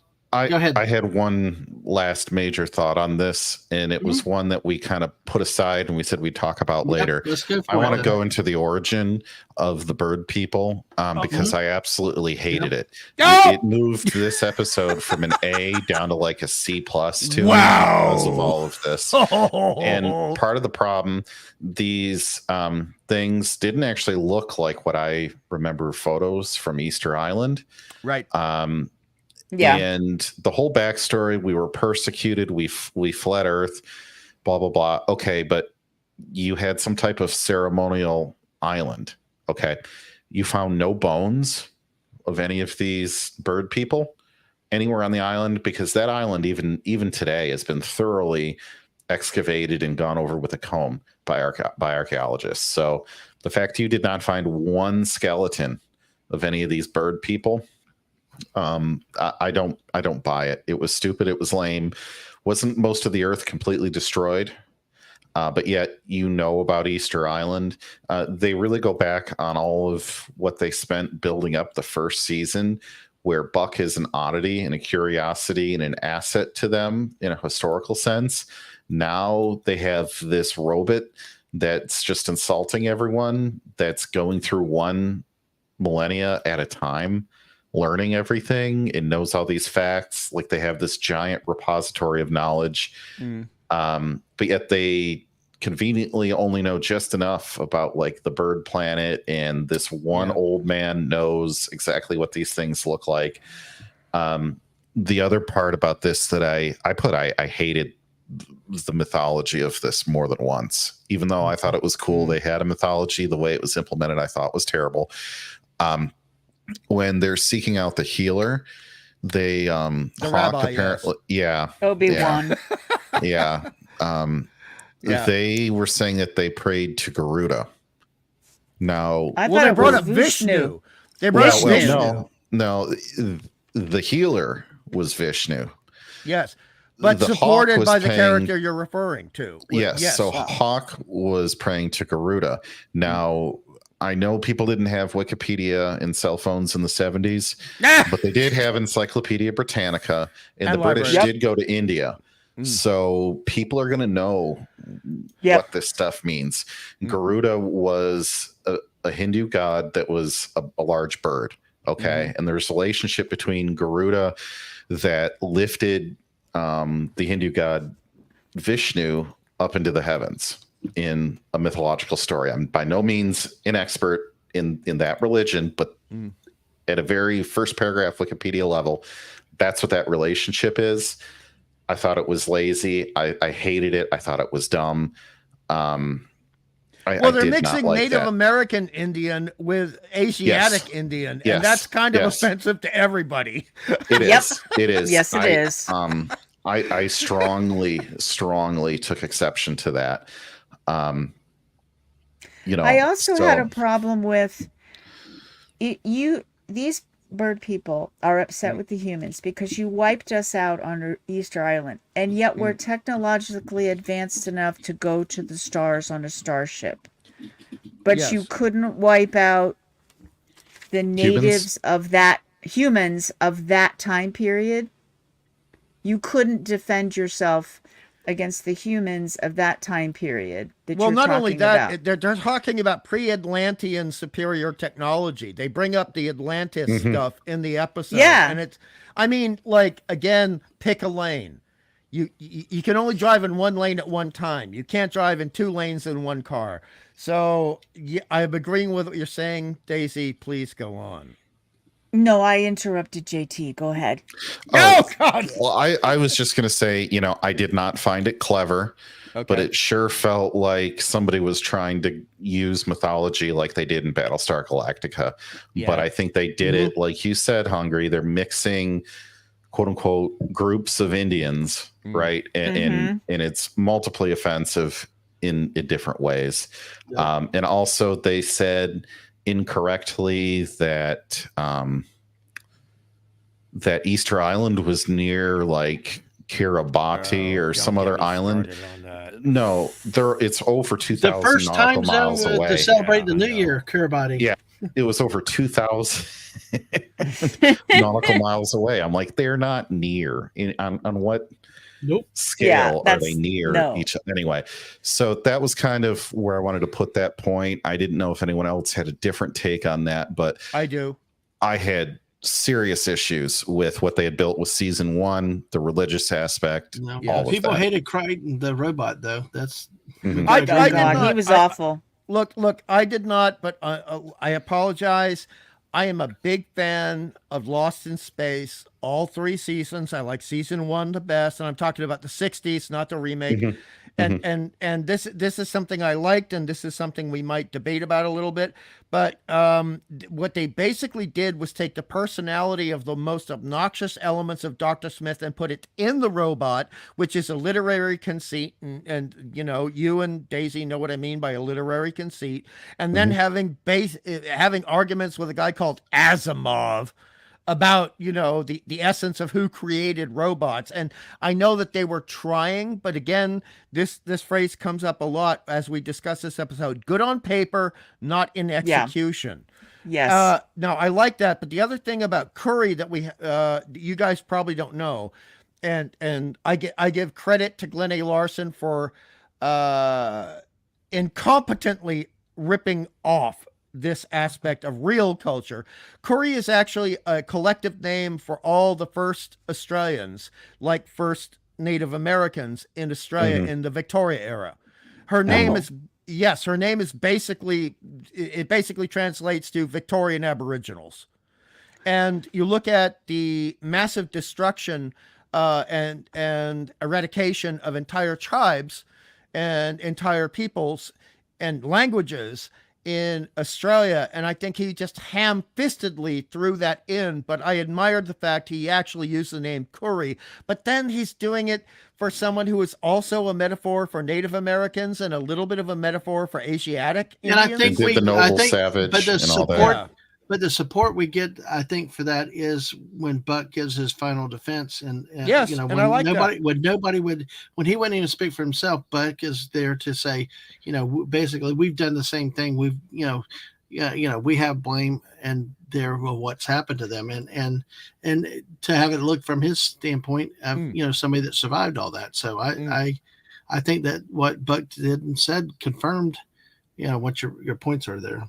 And also during that time in the episode, we also have the tribunal, which looks so much like a Spanish Inquisition tribunal. My God, you know what I mean, Daisy?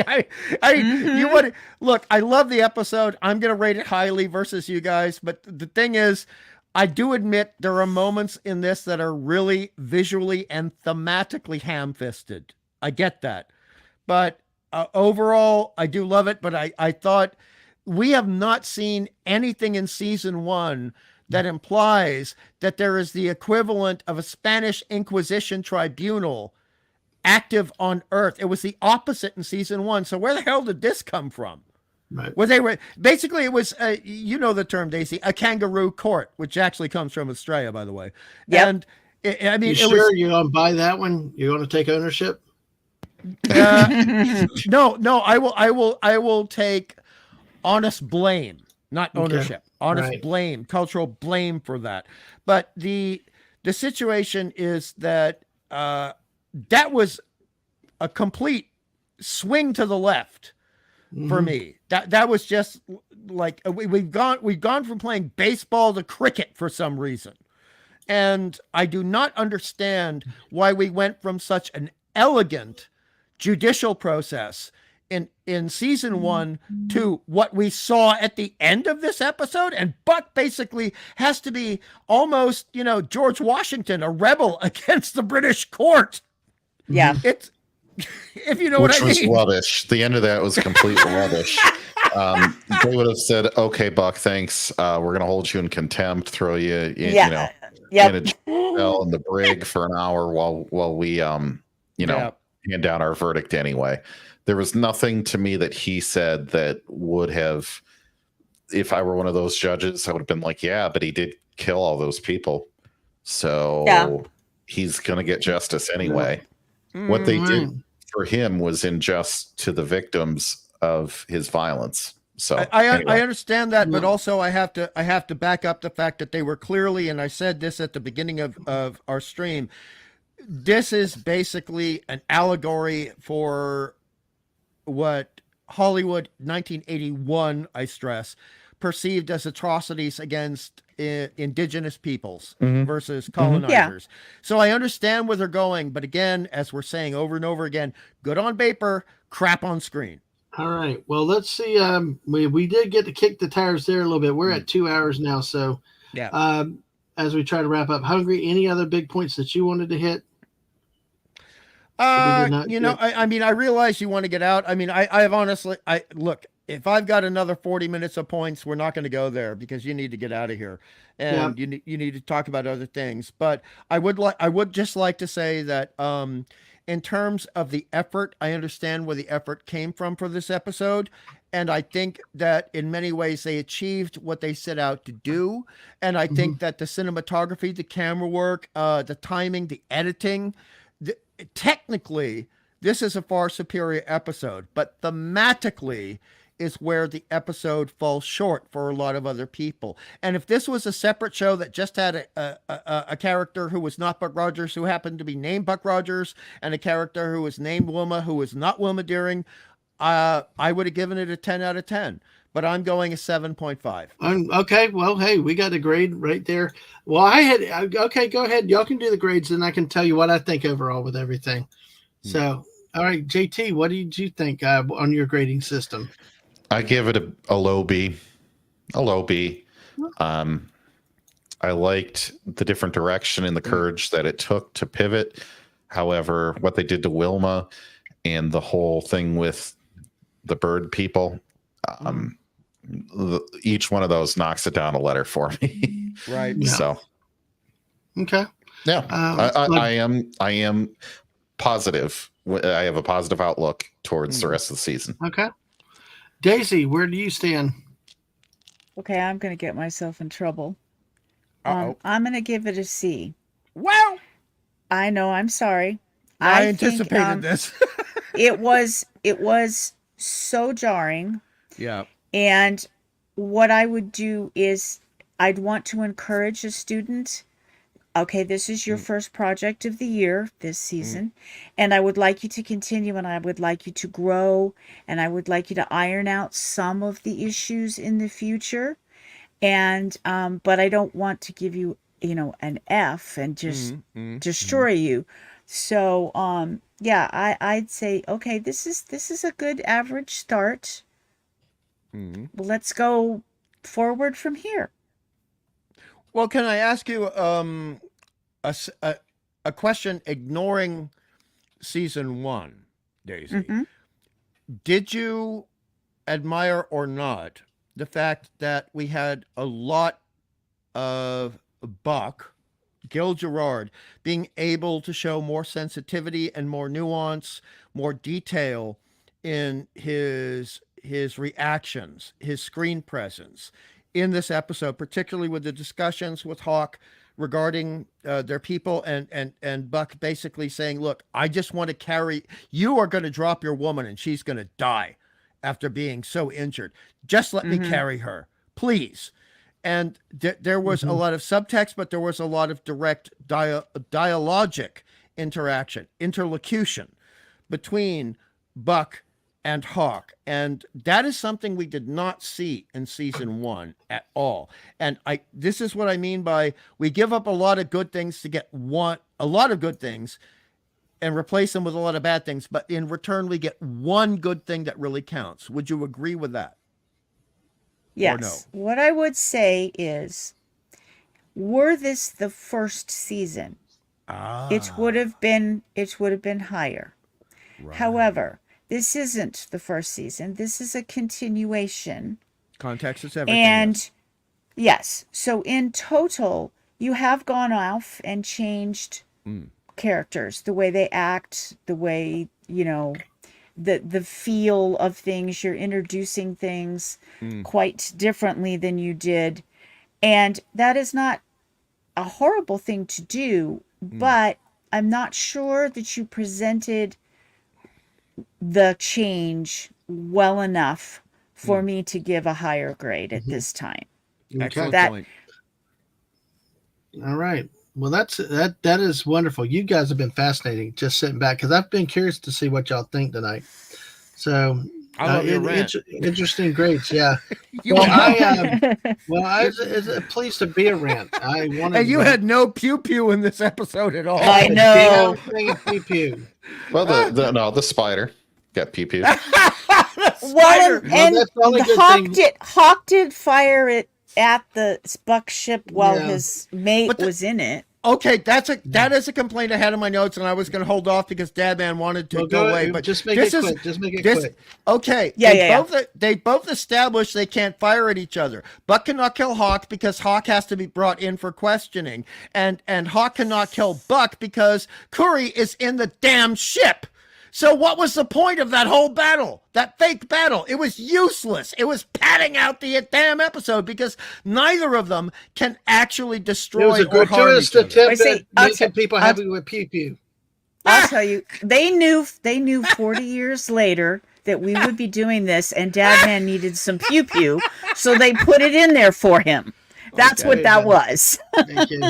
Well, I will say, I really hated this to begin with. I was all for not ever touching the show again a couple weeks ago, but I did watch it again today, and I thought about things, and I still despise everything about it. Wilma's not the same. Twiki is just all that. It's not the same show. Be But prepared. because people like it, I'll take a look at it. I'll be fair with it.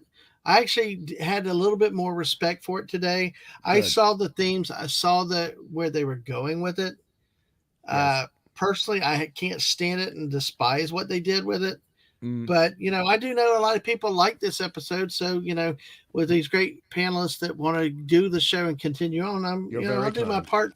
I'll do my part with it. I'll be outspoken and critical. But when I actually got to the end of the episode again today, it made sense. It actually was not a bad show. It had a plot, had a lot of good to it, but it wasn't still will Buck. bug me. It still will bug me as I'm just watching Dallas in space. Yeah. Oh wow! Ouch! Or Yikes. something like that. It's just like Wow. it's just a normal soap opera type thing. It's not a sci fantasy, if you want to call it sci fantasy, because there's no escapism. I mean, Yeah. we just have human drama on a foreign planet. That's Talking heads Yeah, is the right. industry phrase. Talking yeah, heads. and those are things that bother me with it. But Mm. plot wise, it seemed to move well and all that. So I would give about 3 out of 5 popcorn buckets, Well, considering that we which is swapped better out the- because Yeah. after the first day Yeah. I watched it, it was 1 popcorn bucket. Okay, I just want to set you off again. I'm going to be totally honest about that. How did you feel about switching out Dr. Theopolis for Crichton? No. Actually, I didn't really care. Actually, I didn't see that as a direct switch out, but I was like, what the hell is this? I mean, I looked at him as a waste of time. no I couldn't waste even of be time. angry.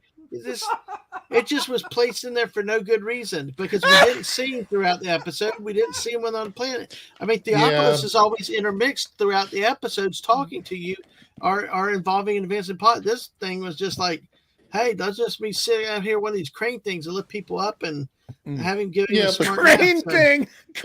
Yeah.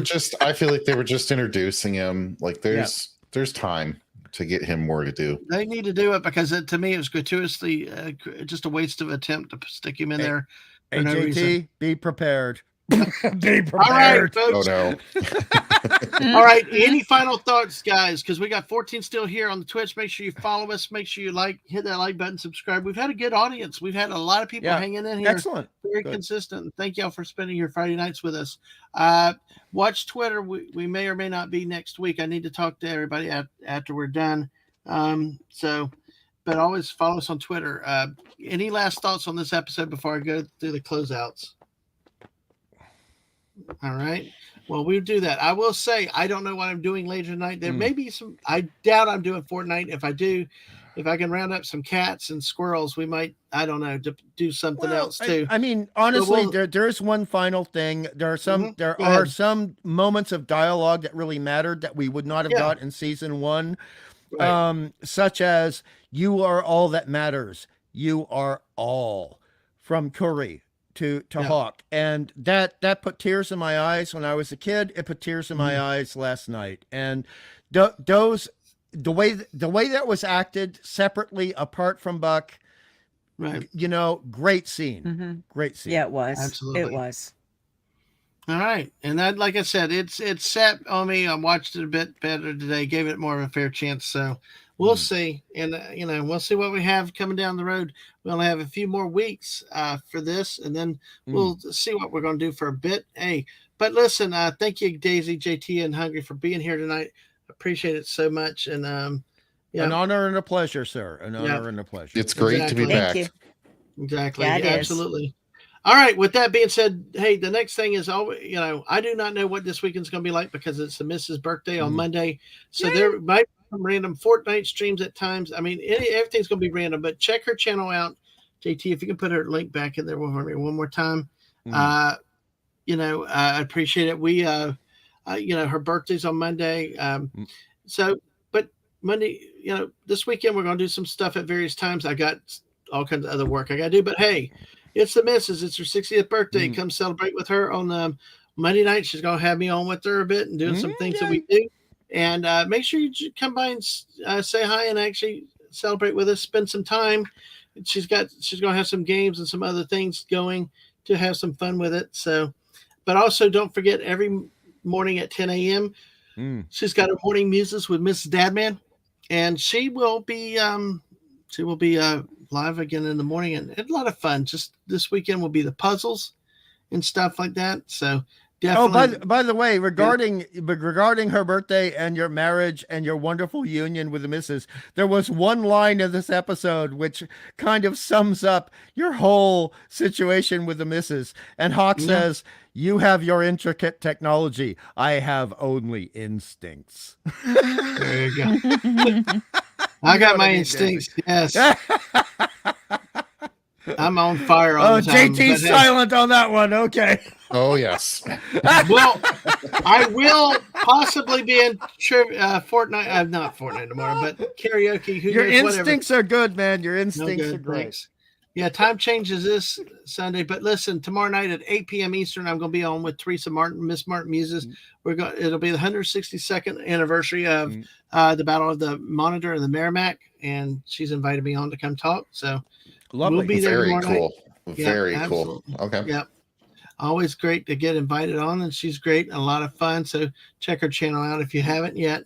But I think, let's see, let me get back over to here. So the missus, don't forget Monday and her morning shows, date night, Fortnights, whenever they happen. We just got to share Stunning's art again, because it's so good. We're backing this show up. We were going to start this Tuesday, but I'm pushing back to the 19th. We'll start with March Madness that week with JT, Sci-Fi Mombi, and Woopa Troopa. So I hope they have a good weekly sports show with a lot of help and having something going to grow going forward.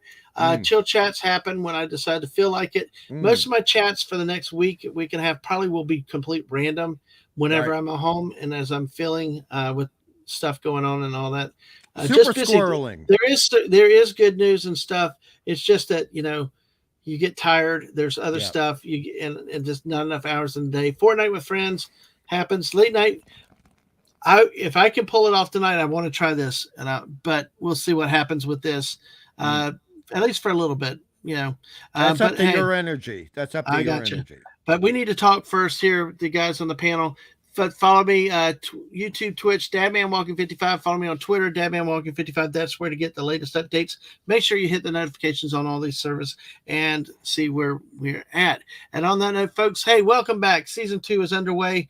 We're going to have fun. You might get more ranting from me this season, but hey, why not? Yeah, there's going to be a lot of ranting from you this season. Absolutely. Well, we'll go for it. Wow, damn, you're already saying that. We're only one episode. I'm not spoiling. I'm not spoiling. I'm just saying. I'm just saying. Look, I'm just saying. If you're reacting this way to this episode, buckle up, baby. Buckle up. I was having hope. I was trying to get positive now. Now all that positivity's dashed. I had to really watch the Mississippi tomorrow. Look, you were very, very, very attentive to the ratings on your channel. Rantings help ratings. We don't like it. It's just the way it is. And so if you rant more, it's going to help the channel. So you know what? You give a couple of lemons to get gallons of lemonade and sell that lemonade. Well, it's a good thing. I don't like to rant just to rant. I mean, oh no, you'll be ranting to rant. No, it won't be just to rant. It feels good sometimes, but yeah, it's Durant. Good, Durant. So. No, Durant. Yep, no. I was thinking it too, JT. Look, Buddy's already warned me. The next one is one of Buddy's favorites, but I'll probably hate it. I know what, Buddy. I know exactly what you mean. I know. Well, exactly it will be interesting to see what y'all think next time we meet and see if your prediction comes true. But everybody, on that note, if we go live later, it'll be on Twitter. Get your notifications on YouTube, and you guys, thank you for being here tonight. We will see you the next time we meet on Buck Rogers. And on that note, everybody take care and have a great evening. Bye all. Nighty-o. Bye.